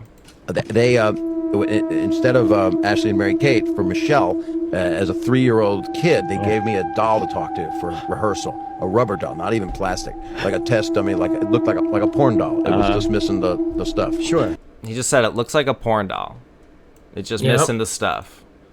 You know, all those. You ever done that? You ever been with one of those things? Well, not one that I would hold that would mimic a 4-year-old, but yeah. He said, have you ever been to one of those things? One of what things? What are you talking about, Bob? Are we talking about like backdoor Hollywood sex parties?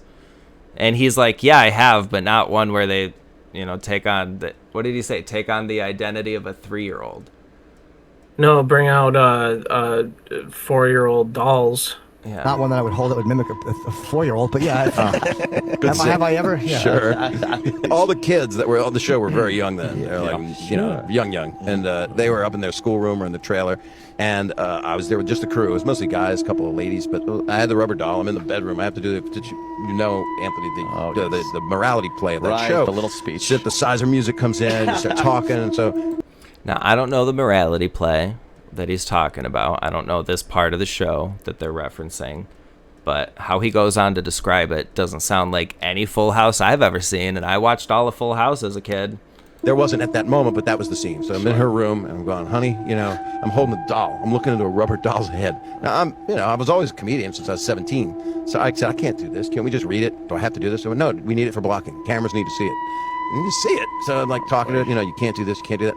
And then I just grabbed it, and I just threw it on the bed, and I just started pretending, that I was... Oh, my God. Right. So the crew's watching this, and they're laughing their asses off. But I did it kind of slow. I didn't do it. I took my time with it. I didn't want to do anything to offend anybody. At first, I was like dancing with it, and then I was like, laying in the bed talking to it. And then, foreplay, sure. Yeah, exactly. And then it was very lifelike. Wow. What? Come on. That's great. You can cut this out, right? You can cut this out, right? Yeah. What the fuck? Like, actually, what the fuck? So, from what he describes, it did sound like a sex scene. The cameras want to see it. He said he wanted it to look realistic. You did this little dance. You sat her down to talk. And then what? You wanted what to look real? Like, what? What? And everybody there was disgusted. Everybody there was freaking the fuck out while he's telling this story. And he's like, oh, yeah, no, you can cut it out, right? I can't believe that even made it onto the internet. These people are the real ones for actually putting that out there. That's crazy. Yep. Hate to say if it. that don't cast shade at someone, then I don't know. God rest his soul, man. Thankfully, he's not here anymore. Yeah, that's definitely. I don't know, the Olsen twins, dude. They've got so many issues, Yeah, they'll say always have. They'll say he was great. They'll say he was like a dad to him. They won't say anything against him. But look at how messed up they are. They're on that same weird bandwagon that the rest of Hollywood is, and it's everybody that we think has been corrupted in this way. Like, who do you want to compare them to? They're all messed up. They got the same sort of surgery and the same face and the same fucked up attitude as the Kardashians, as Miley Cyrus, now Selena Gomez, like all of them. Let's keep going. The fucking Kelly Osbourne, or not Ashley Osbourne daughter. Ashley? Yeah. No. Kelly. Kate. Yes. I don't know. Kelly. Yeah, no. Kelly Osbourne. There's just too many. But yeah, I'm not going there. I don't know what that is. Actually, that's back to Disney. So I want to talk about Ariana Grande for just a second, just because that's going around. We'll tag this Wicked 2 and get a bunch of views, because that's literally the most popular fucking thing on the planet right now. How hard do you have to push an intellectual property for people to care? Like, why is Wicked been being pushed as the fucking gospel? Like, why is it the hardest thing on the planet? I can't go anywhere without seeing anything Wicked. But this idea of her now, what's her name? The other chick, not the black chick. Because there's some weird things going on with that whole situation yeah, right now. It's yeah. going absolutely into some crazy, like, MK Ultra, like, wildness. No, Ariana Grande. So she came Yeah. from Disney. She was a victim of this Yep. feet shit. When you see the weird clips, it's her being weird. Yeah. You know? So apparently before Disney, she wasn't anybody, you know? There's a story, she tells the story of her going to see Wicked on Broadway when she was a child. And she had VIP backstage, all access, whatever. She had like an extra step up than just a regular viewing. She had a pretty in-depth experience where she got to meet the cast and crew. And for her, that like instilled a real love for the play, and she really wanted to be a part of it and wished she could do something with it. Well, way down the line, they just so happen to be making the movie, and she just so happens to throw her hat in the ring for like a side part. She didn't even care for the main part. She just wanted to be a part of it. And they gave her the main part, and it's nothing planned. It's not like she's literally telling the story like, it's nothing like preordained. Like there's no big master plan or anything. Dude, it literally seems like they found this girl when she was a little kid at this play. And groomed her. Yeah, put the idea in her head and groomed her from childhood to be this thing. And now that she's come full circle and is back doing Wicked, she seems like somebody that's under some high pressure MK Ultra shit. Like, she doesn't seem like she used to. She doesn't seem like herself. And she's acting like a child. And the black chick, the fucking...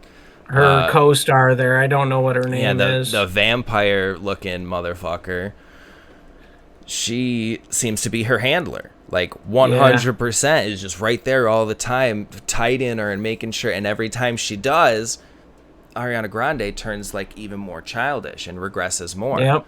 So, like, and everybody's asking what the fuck happened on the set. Like, what happened? Did you see there was a video going around where it was at some sort of, like, not Golden Globes, maybe it was Golden Globes or some sort of interview surrounding the first Wicked that came out. And Ariana Grande was talking about this bureau or something that you could go to, this office for it's forgetting. Like a spa, yeah. And they like cleared her brain and she forgot. And dude, and like now it seems like she was actually saying something. Yeah, like she slipped look up at how in her she is now, programming. dude. Yeah. She was talking about how, like, I've forgotten so much and blah, blah, blah. And it's, like, really freed me up. And, like, I feel so much better for getting these certain memories. Yeah, I bet. And that it's made me feel like such a more light and better person. And it's like, what are we talking about here? And now flash forward to where we are now. And it's like, bro, she was saying something. Yeah. She was saying that she was abused as a child, and now that she's an adult, they had some mind control thing to help fix her, and she took it. And now she feels better, but she's even more under their control. Yeah. Except now, I don't even know if she feels better now because she's so heavily handled by that woman. She's everywhere in public that Ariana Grande's going. That woman's with her. And then there's, like, certain people are starting to pick up because, one thing I have to say is, and it sucks because these people are delegated to like the hardest to find areas of the internet and you never get to see them publicly. But these people are like unsung heroes. There are people out there who have been through very similar things as far as like manipulation on like a professional level, Yes. Very, very cold, calculated, psychiatric level. And there is like protocol for these things. There is literature for these things. There are source materials for these things.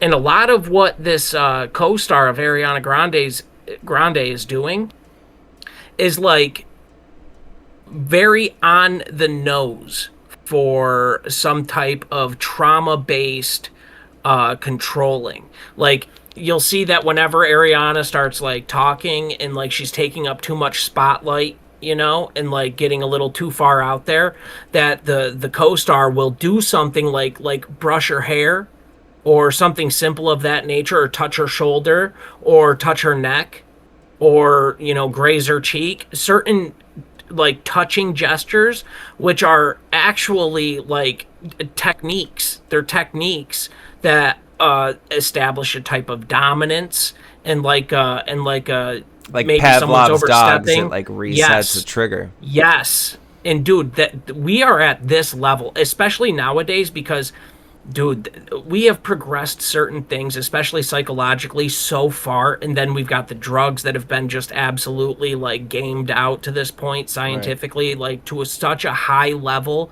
that like people that are around that much money, and in those like areas where they have access to things of that nature more, bro, I can't even I don't even want to think of the hell that these people have to go through, and that they do go through, because like you see shit on like depicted in movies like Clockwork Orange. You see like just the level of depravity that they'll use to torture people into doing things that they want them to do, or into acting ways that they want them to act, is just insane. And it goes so deep that it'll make anybody look insane that tries to talk about this stuff.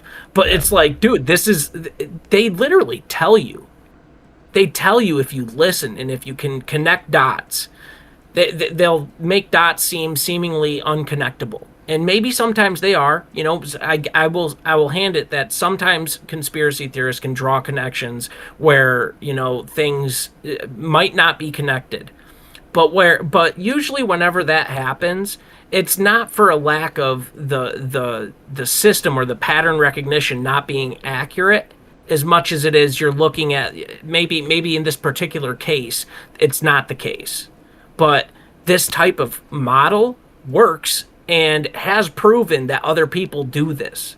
So it's out there. It's just like, yeah, maybe you might have applied it to the wrong person. Maybe they're just really good at hiding it. Who knows?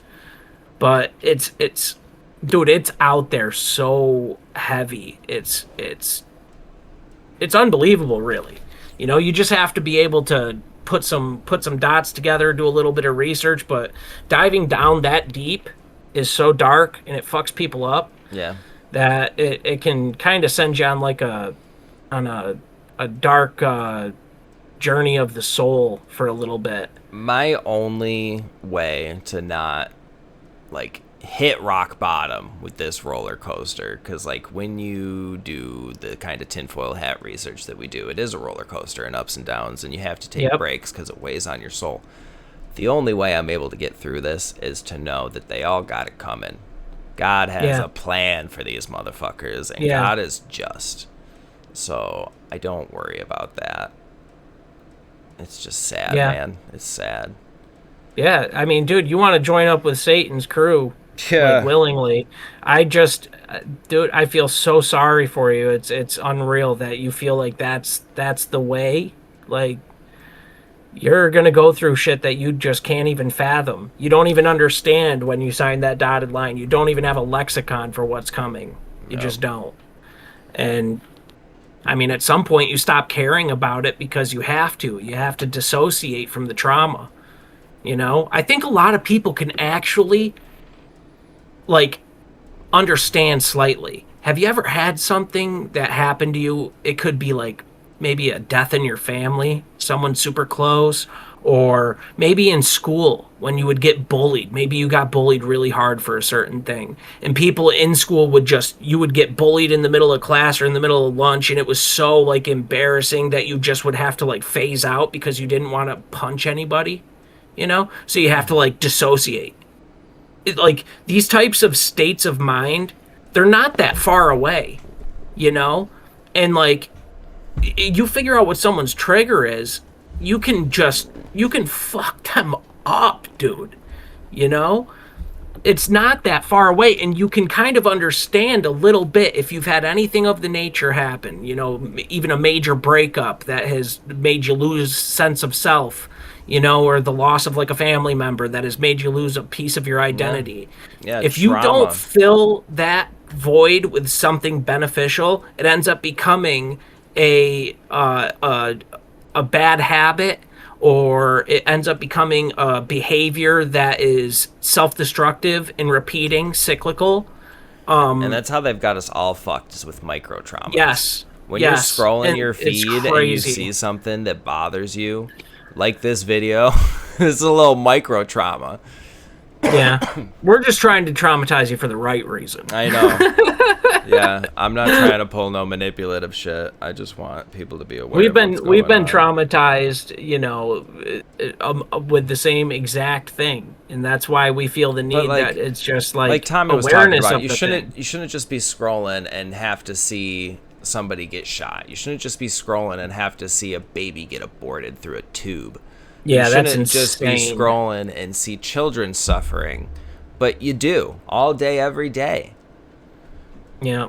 Maybe your feeds aren't as fucked up as ours, but yeah, that really, I don't know, because I don't look at anything of the nature, dude. Right. None of that. I'm like, how are people not seeing this stuff? Because it's everywhere. It's like, what? And the everybody's fuck? like, the conspiracy stuff. I my get that all the feed's time. just celebrities and bullshit, and it's like, oh, okay, that makes sense.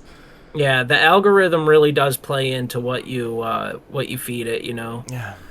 So I mean, if you literally have zero desire distracted. for truth, yeah, You're 100% distracted. So another director, Bryan Singer, he was a director of X-Men, Superman Returns, was allocated. Not Robert, right? No, not Robert Singer. Bryan. Okay, good, because Robert Singer was Supernatural. You're dude. a goofball. Shut up. You're fucking Supernatural. I was like, why is that name familiar? That show. Bobby. All right. Yeah, no, Bobby. X-Men and Superman. Superman Returns, to be specific. Are they related? What? No, I don't know. Look into it. I'm telling you a story. So he was accused of sexually abusing multiple underage boys, and they just settled outside of court. So whenever anybody settles outside of court, like my local douchebag here in town, I just take that as, oh, you're 100% guilty, and you didn't want all of that information coming out into the public. You didn't want to go to trial. So you're willing to pay a large sum outside of court. Yeah, dude. Yeah. That's all that ever means. It's hush money. Yeah. I think that's like the definition of like hush money. Like, people think settlements are like, oh, you didn't want to drag it out in court because it would be more expensive, or you didn't want whatever it is. It can't be. Also, there's a precedent. If you're innocent, you can prove your innocence, and you're done. If you're guilty, you want to pay somebody off so you don't have to deal with being guilty. Yeah, and there's a precedent with after a court hearing, and it gets like decided that there's no avenue afterwards for that same crime to come back on you legally. So it's like when you settle that, it finalizes that entire case and that entire claim, so that it can't be used against you in any other type of way. So they're kind of incentivized to finalize these things in court, because it gives them a type of immunity afterwards. And if you do it outside of the court and you do it hush hush between lawyers, there could be non-disclosures that are written up and signed. So no one will talk about it afterwards. Right. So a lot of these things, they get handled that way too. There's that precedent for, let's handle this outside real quick. You know, I'll pay you a shit ton of money. Shut the fuck up. And now I'm going to make you sign a document. I'll give you an extra $200K on top of it. Sign this piece of paper. Just states you can't frickin' slander my name now that I've been cleared in court. Right. Another director, Victor Salva, the director of Jeepers Creepers, was convicted of abusing a 12-year-old actor. I didn't get whether it was a boy or a girl. It doesn't really matter. It's a 12-year-old child. It doesn't matter. It's inappropriate. Fucking die. He served time. Again, didn't know how much, but he's free now. So couldn't it have been enough time? Definitely wasn't enough. You'll go to life. So you got people in jail for life for less than an ounce of weed. Yeah. But you can't get more than a decade for abusing a child. Yeah. And he continues to work in the industry. Now, the common narrative when you look into Victor Salva is that most people do not want to associate with him. Most people won't work with him, but he continues to work. These people shouldn't have the ability to work. I'm sorry. You kick them out. Send them to Siberia. Like, what do we have that's Siberia adjacent? We could just... Sorry, you're in the Nevada desert. Fuck you. That's where you live. I don't know. So this big one, this is the next video I'm going to play. Roman Polanski. Roman Polanski is a director, producer, and apparently an actor. I don't know what he's acted in. Pled guilty in 1977 to unlawful sexual intercourse with a 13-year-old girl in Los Angeles. He served time only about 42 days before fleeing the U.S., and he still remains convicted. So let's listen to everybody's favorite director, Quentin Tarantino, and what he thinks about Roman Polanski. You happy when Roman Polanski won the Oscar? Goes to Roman Polanski.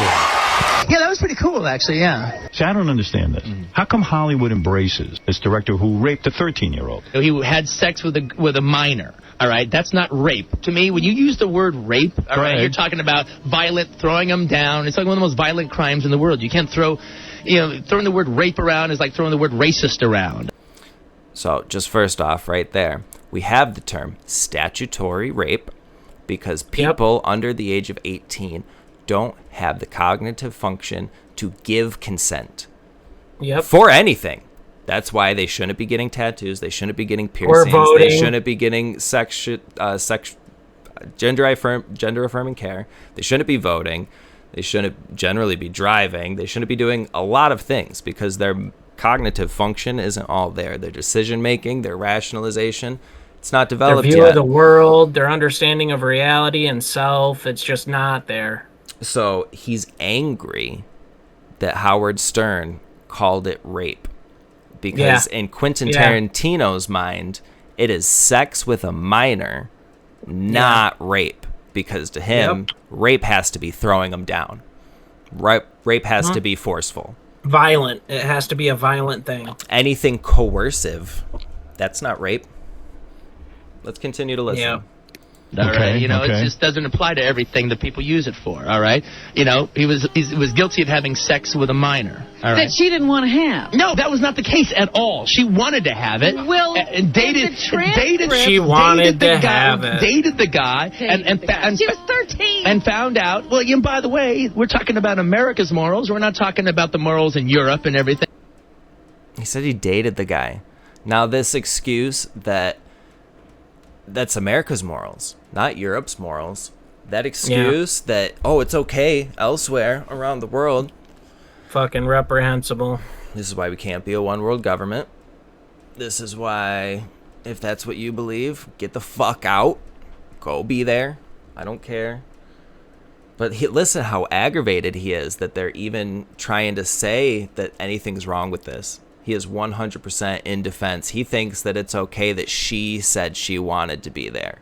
He thinks it's okay that they dated. How old was Roman Polanski when they dated? Quote unquote dated. Yeah, literally. You're a grown man. You know that's wrong because she has giving her booze. Look, she was down with it, and she's talked about it. She's talked about down it. with it. Now she's an adult. So crazy. I'm right. She's talked about it since. He didn't really do anything to me, though. It was a technicality of her being 13. But would you ever seduce a 13-year-old with pills and booze? No. You wouldn't. You're killing him with the pills and booze thing. Why? But it's true. But there's no more than if she was 18 or 19 or 20. The transcripts are like now she's trying to take care of her mom who's pissed off at her. So now she's saying this, she's saying that. Now that she's an adult. This was when it happened. I know that's what I'm saying. Her mom is now on her. Now she has to say he did this, he did that. Now she's an adult. She said a whole different story. What did Mr. Polanski say? He said, I'll take you home soon. What did you do? I told him, I said that I wanted to go home. What did Mr. Polanski say? He told me to go in the other room and lie down. I was going, no. I'd better go home because I was afraid. So I went and I sat down on the couch. And what, were you afraid of him?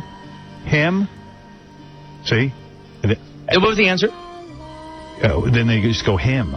I don't know. That was weird. That's a very provocative question with no What answer. happened? Yeah. Okay, now let me Go talk. ahead. If you were gonna, Do you know Roman Polanski? Oh, I've met him once, but he's not a friend or anything. All right. Roman Polanski, he's also I've met him once. Baby. The picture.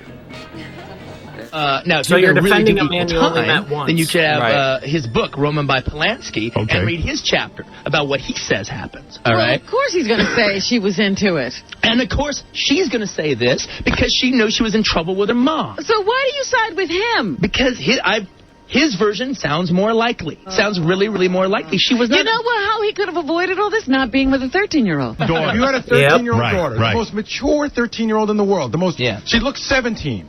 And your 13-year-old daughter, you leave her alone with a guy who's supposed to photograph her, who's 25 or 30. Yes. He had intercourse with her. Yes. There'd yes. be a bullet in Polanski's head. Yes. Yeah. I'd beat the hell out. That is the right reaction right there. Yes, Bullet it is. in his head. There's a story of a man who was convicted of raping another man's daughter in Russia. And that man that was convicted of rape was... sorry. He wasn't convicted of rape. Before it even got to court, I'm sorry. This man was a child predator. And he was found dead, buried, multiple gunshot wounds, and they ruled it a suicide because he was found to be a child predator. And they're like, oh, I guess he just buried himself and shot himself multiple times and drug himself out to the woods. Like, Yep. that's what I get behind, kind of. Out of him. But the situation was not that she was against all this. It is Party. against the law. Okay, but let's talk about it the way it is. She was down with the party. He was down with the party. She doesn't get to say she's down with the party. She can't sign a contract. She can't rent an apartment. She can't do anything. She has to get her parents' permission for everything she wants to do. Now we're not talking about rape anymore. We're not talking about work doing it against her will. We are. It's rape. No, we're not. It's a minor rape. situation. It's a situation that she's a minor. It's rape. That is the situation. If he knows Roman Polanski only from one meeting, he's defending it so hard because he's done this himself. He's rationalized it as they're into it. They're down. Yep. What do you mean? That's a child. Any child, when posed the opportunity to hang out with a celebrity, maybe even drink some drinks or take some pills with a celebrity, they're going to do it. Especially somebody that is already in the industry and you are their superior, essentially. Yep, and you know that and you leverage it. Yeah. It's disgusting. I don't know if there's... Is it against the law? You're right. He should have done jail time. Well, no, in this book, though, do you know what happened? He talks about why he split. Why do you like him so much? Why do you think? Because he's a director? I read the book. You're so a director, he's a director. Is that I've what's going on read the here? book. I have a little bit of information on this, all right, as opposed to just popping off on this and that and the But other. anytime a person's 13 and an adult has sex with them, I believe that's rape. I don't believe that's rape. I believe it's against the law. Right. All right? I've had 3 daughters. I know what it is to have a 13-year-old daughter. There is no way emotionally they're equipped to run off with a 40-year-old Roman Polanski and have him say, come on, baby, let's drink, let's take some pills. 13 and 40. It's up to Roman Polanski to go, you're really young. And you know what? Maybe this is insane. I have an attraction for you, but you've got to go home. Yeah, look, okay, now, in this situation, I agree with you. Right. I agree with what I'm having. The only thing I'm having a problem with Go ahead. is using super big buzzwords that don't quite apply to the situation when you say that word and what you imagine. You got to get off the ecstasy and listen to me. I'm telling you. Now, tell me about ecstasy. What about it? Now, you do it a lot? No, not at all, man. I was just... Not at all. No, I mean, do I do it a lot? Oh, no. How is it? Is it good? It's kind of fun. It's kind of fun when I do it, yeah. What you're quoting is the Playboy interview. Okay. All right. I've been reading Playboy since I was 13. Thank all you. right. Me too. Throw me in jail. Wait a second. Right? It's different for a boy. Throw my mom in jail. Stop it. Nobody's saying that. I got Playboy. Go. Sonia, you're on the air.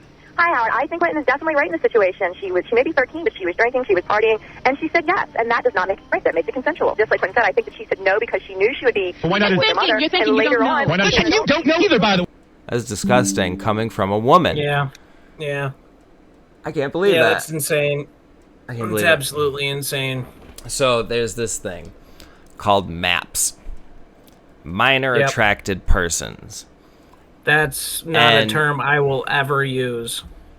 Well, it's something I'll call that it exactly what it is. A group of people are trying to get to catch on because LGBTQ. Along with the LGBTQ agenda, I won't say the people don't necessarily have a part in this. There is, though, with the LGBTQ agenda, this desire to include the maps.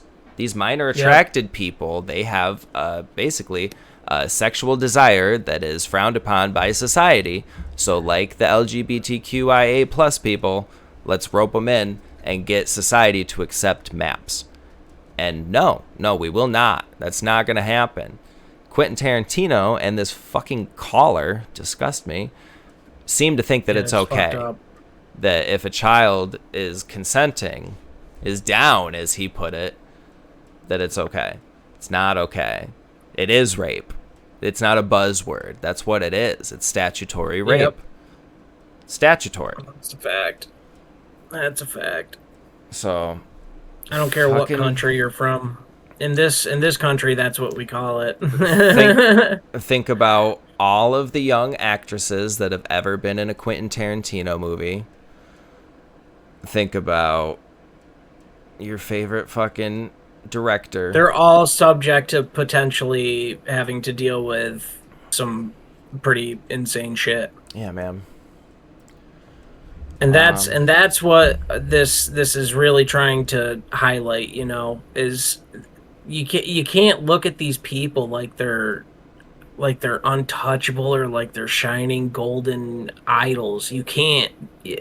Once you get an idea of who these people are, you kind of start A, getting angry, and B, taking a shit ton of pity, because I mean, it's what goes on at these circles is just insane, you know? Yeah. Truly reprehensible bullshit. I wanted to talk about I'm gonna stop sharing for a second. Danny Masterson, that 70s Show crew, because I don't have the name of Eric Foreman off the top of my head right now. Yeah, people can look it up. Yeah, you all know Eric Foreman. That 70s Show crew were all really young. They were all kids. They were all different ages, but they hung out together when they weren't shooting. They hung out like friends. Eric Foreman didn't like to hang out with the rest of them. He thought they were a little too rambunctious, a little too much for him, and he saw himself out. He was a little excluded. And when I heard about this, kind of came out after that 70s Show, in between when they came out with that like sequel show. Yeah, the spin-off now. Yeah, like it was kind of like, oh, he was too good for everybody. He was going and doing movies, and he was a little bit more preppy and yuppie and just couldn't chill with the rest of us. Well, he portrays it as like they were kind of fucking wild, and I didn't want to get into what they were getting into. Yeah, he's trying to protect himself from the shit that they were doing. Yeah. So, that group of people, you've got Wilmer Valderrama had basically groomed, I think it was Demi Lovato, man. He was sickish. Now I gotta look it up because I'm not... This just came in. I wasn't even planning on talking about this. Demi Lovato was underage, and Wilmer Valderrama was like 21 or something. Yeah. And absolutely insane. Yeah. And so you've got grooming there. And they were just dating, you know, whatever. But like, that's grooming. And then for young kids to see, oh, this young celebrity girl, one of my favorites, is dating an older man, one of my favorites, everybody's okay with it, it's all fine. Cool. Now 16-year-olds can date 21-year-olds, and they have a frame of reference to say it's fine. Yep. It's not fine. And I think that was not even the case. I think she was like 16, he was like 24. I don't know. I check it. But the real one I wanted to talk about was Ashton Kutcher and Danny Masterson, because Danny Masterson was charged with aggravated sexual assault. And or maybe just aggravated assault. I don't think it was sexual assault, but it was against a woman. Let me pull up my notes here. Sorry. No, that's all I got. I didn't get too much. Sorry. I'm a loser. So he, oh no, I do. Faced rape trial. So it was a rape trial. Not a minor, but he did rape a woman. During his trial, the crew of that 70s show, Ashton Kutcher, Mila Kunis, Donna, and Fez, all wrote letters to the judge for Danny Masterson's basically character reference, saying, oh, he's a good guy, he doesn't deserve your harshest judgment, take it easy on him. Okay, I get it, it's your buddy. I understand. You want to stick up for your buddy. However, Ashton Kutcher now has founded and runs a tech company where their prime objective is to help solve this crisis that we have of human sex trafficking, child predation. He wants to save women and children from these sorts of things. So why would somebody that does that whose driving main goal, their whole thing in life right now is to do that, why would you support somebody who is literally the fucking opposite of that? Yep. Blows my mind. Seems like a cover story. It makes me think that you have obviously you have the people that rape the children, and then you have the people that protect the children, and they're both the same people. And how better could you set yourself up to get more children than if you ran the company that protected the children? Yeah. It's a Hegelian dialectic kind of in a business form, and it's easy to run shit when you own both sides. Yep, exactly. But that is a good segue over to Erica, our homegirl, the fucking smiling widow. Yep. Miss Bedazzlebutt. Do you want to talk about do you want me to play the video? Yeah. Okay. Let's get the video going for that one too. Do you want to preface? Or do you want to just start with that? This is, we've got some wild connections. We've already talked about a lot of them throughout a couple of our past episodes, but we haven't been dabbling in it too much, really. I think we have highlighted a couple of times some of the shadiness going on with her. At least that we know that we have been seeing shady stuff surrounding it. So she has appointed to the board on TPUSA someone that is a known Satanist supporter that helped write a very interesting book about manipulation and control of the masses. In an organization that is known for trying to organize populations of people for different, agendas politically and otherwise. And that's just extremely interesting to me.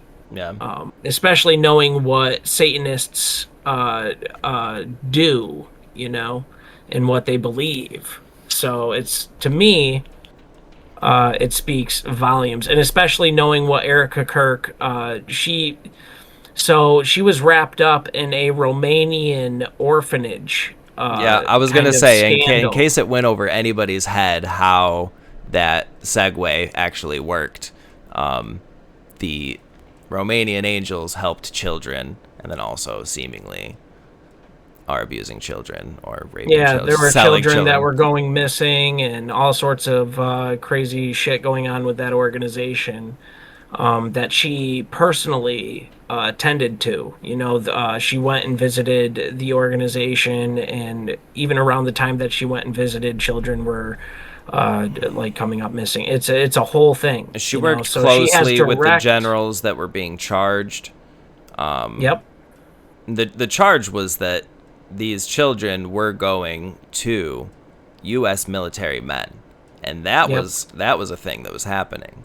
The theory is that she was involved because her agency was procuring children, and she worked very closely with these military sergeants that were held accountable for buying children, essentially, to have sex with.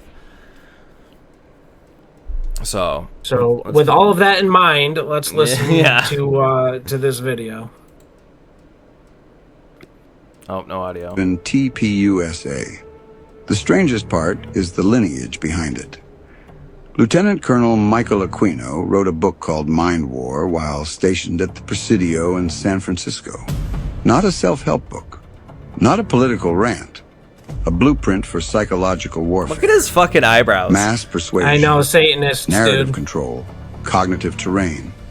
And Aquino was also an open Satanist. He never hid it, never denied it. Aquino and his wife, you are a lieutenant colonel in the United States Army. Correct. Now, and how does the Army feel about... I just want to say, I didn't notice this the first time when you showed me. Oprah. Yeah, I wanted you to pause it, too, because I wanted to say this for our listeners only.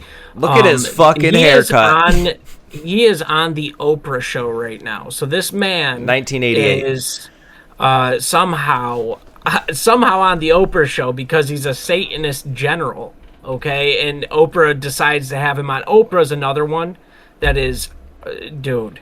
100%. So much surrounding Oprah Winfrey herself, and a lot of accusations throughout the decades, and this woman right here is someone eventually, who knows, we might have a part 2 exposing some people. She should be on the list for sure. This episode's already gone for too long, and I haven't gotten to most of the shit I wanted to talk about. It's all right. Yeah, we are definitely going to be doing another one. Yeah, I mean, dude, that's going to be a lot of the stuff that we bring up, just to kind of forewarn a lot of our audience here. Yeah. We'll come back to around. Get everything in one go. We always try to. There's just so much. There's so much. It all scatters out like this into a million different tendrils, but it all comes back to God. It all comes back to God in the end. Yeah, and that's our job, is to tie it all back. For those of you who are lucky enough to be watching with us, those who can't see, this guy has the goofiest fucking haircut on the planet. And his eyebrows come out into little horns like the Hypnotoad. It's fucking crazy. You being head of the Temple of Set. The Army has known about my... Rewind this a little bit. Just a little bit. I can't rewind it. Oh, man. Yeah, because it's Instagram shit. So basically, he's on the Oprah show. So before we paused it, he's on there talking about his affiliation, that he's a general in the Army, and that he's a known leader of the Temple of Set. Yeah. And not sex. Oprah's like, does this Set or Seth? Yeah, Seth. But it's pronounced Set. It's a Egyptian god. Yes. But yeah, it's highly satanic, highly. Yeah, let's start her up again. I started it back from the beginning. Sorry. It isn't Charlie Kirk. It isn't even TPUSA. The strangest part is the lineage behind it. Lieutenant Colonel Michael Aquino wrote a book called Mind War while stationed at the Presidio in San Francisco. Not a self-help book. Not a political rant. A blueprint for psychological warfare.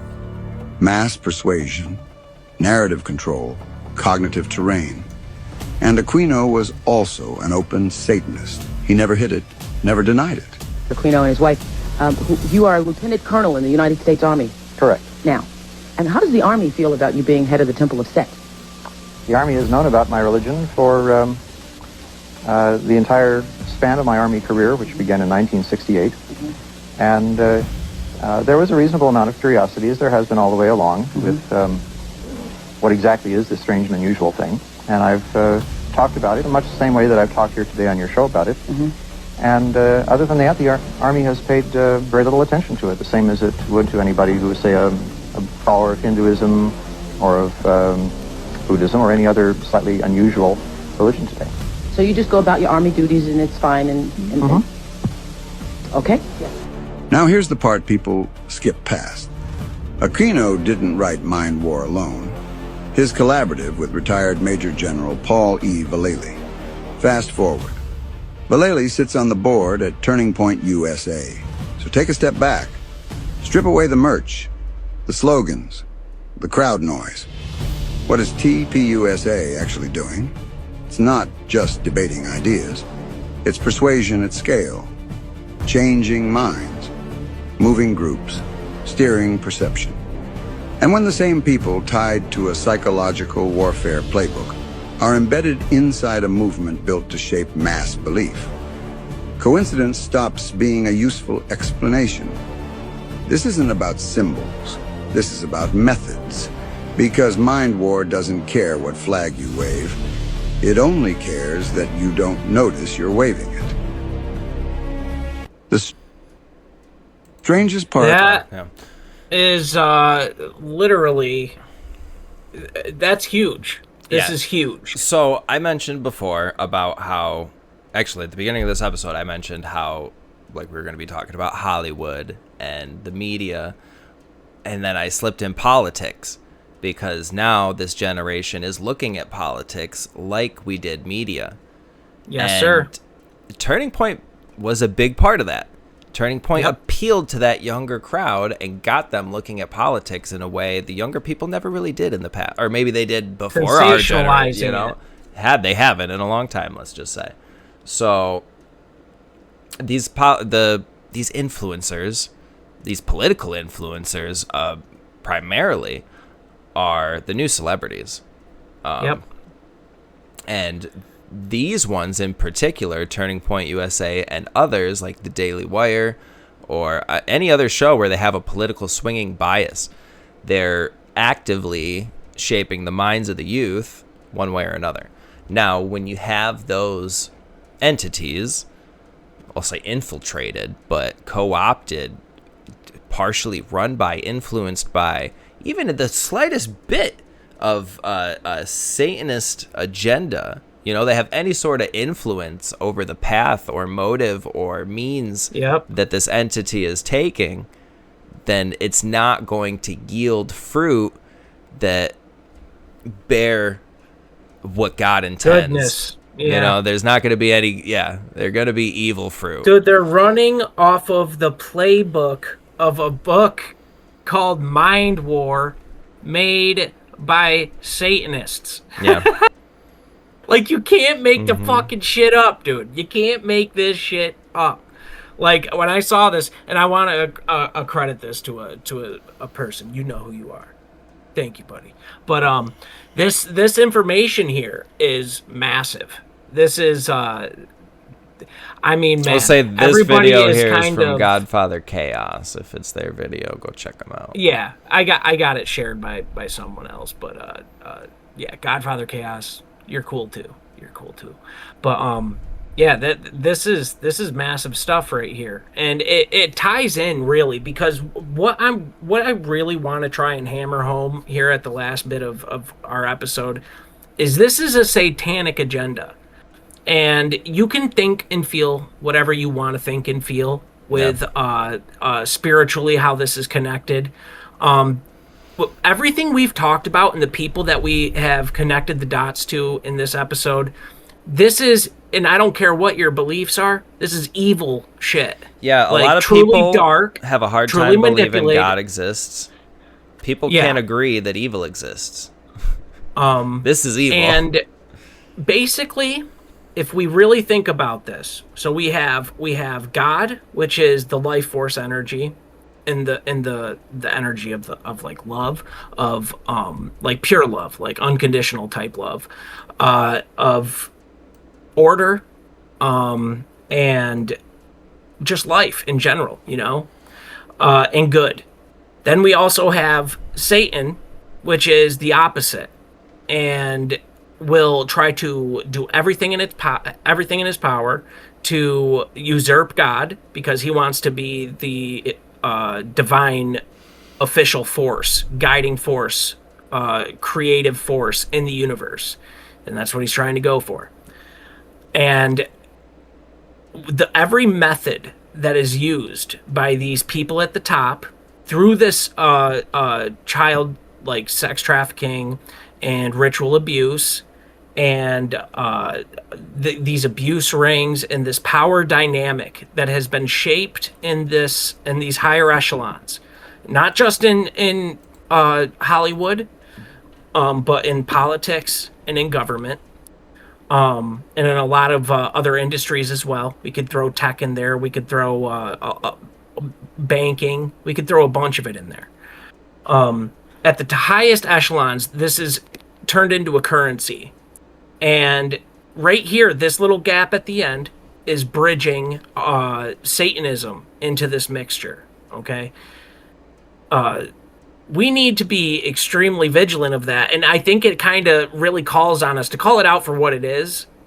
It doesn't necessarily matter if you believe that it's satanic or not at its core, because it is evil, and I think that when people like me or other Christians out there would try to give it a Satan label, I think you can really just kind of reduce that down to the fact that it is purely wrong, morally, objectively, and truthfully. And if we can at least find that type of common ground, we might actually be able to do a little something about it. And we could at least speak up about it in a way that mutually we can, maybe at some point get something done about it. If we can kind of get past, in my book, it lines up so perfectly, it's not even funny. So to me, this is what I know it to be and what I believe it to be, and I can identify it as. And it makes perfect sense. You can do that however else you want. You could say it's human nature, which also affirms the belief of God. If you believe that he created, everybody and people are inherently sinful. This power dynamic is one that I hope we can at least recognize as being truly despicable. I just want it to not be dismissed. I don't want it to be considered tinfoil hat or conspiracy theory. No, there's so much proof. Yeah. Dude, the Jeffrey Epstein thing. Let's just stop. We got it. Let's stop denying that celebrities can be co-opted by larger, more powerful individuals that have an agenda. And usually that is a dark, twisted agenda.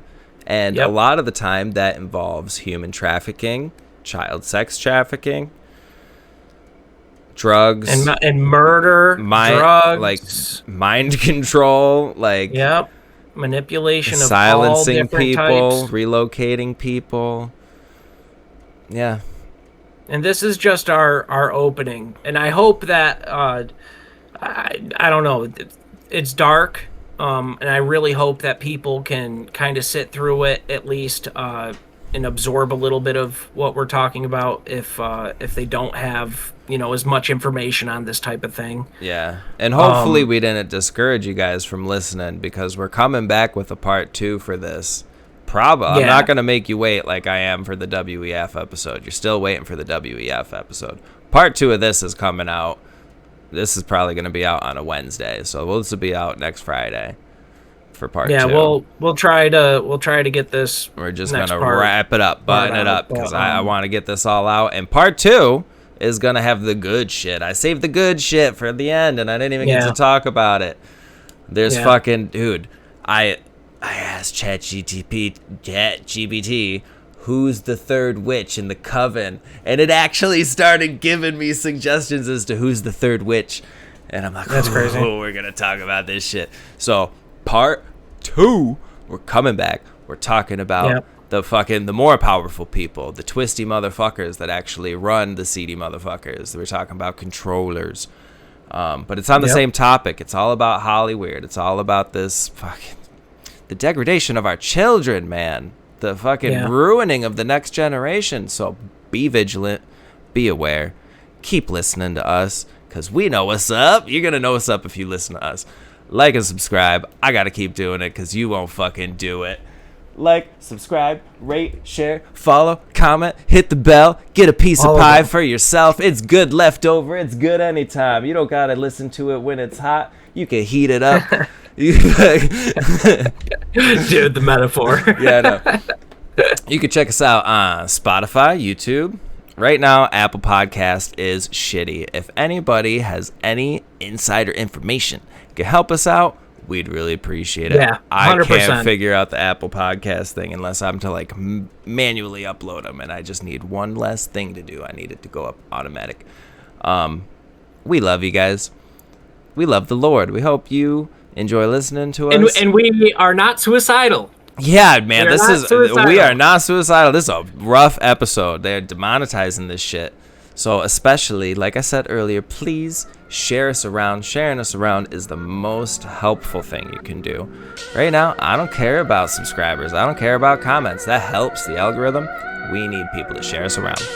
So yep, get us out there. Help us reach some more people. Yeah. Much love, guys. Thank you very much. Peace. Bye.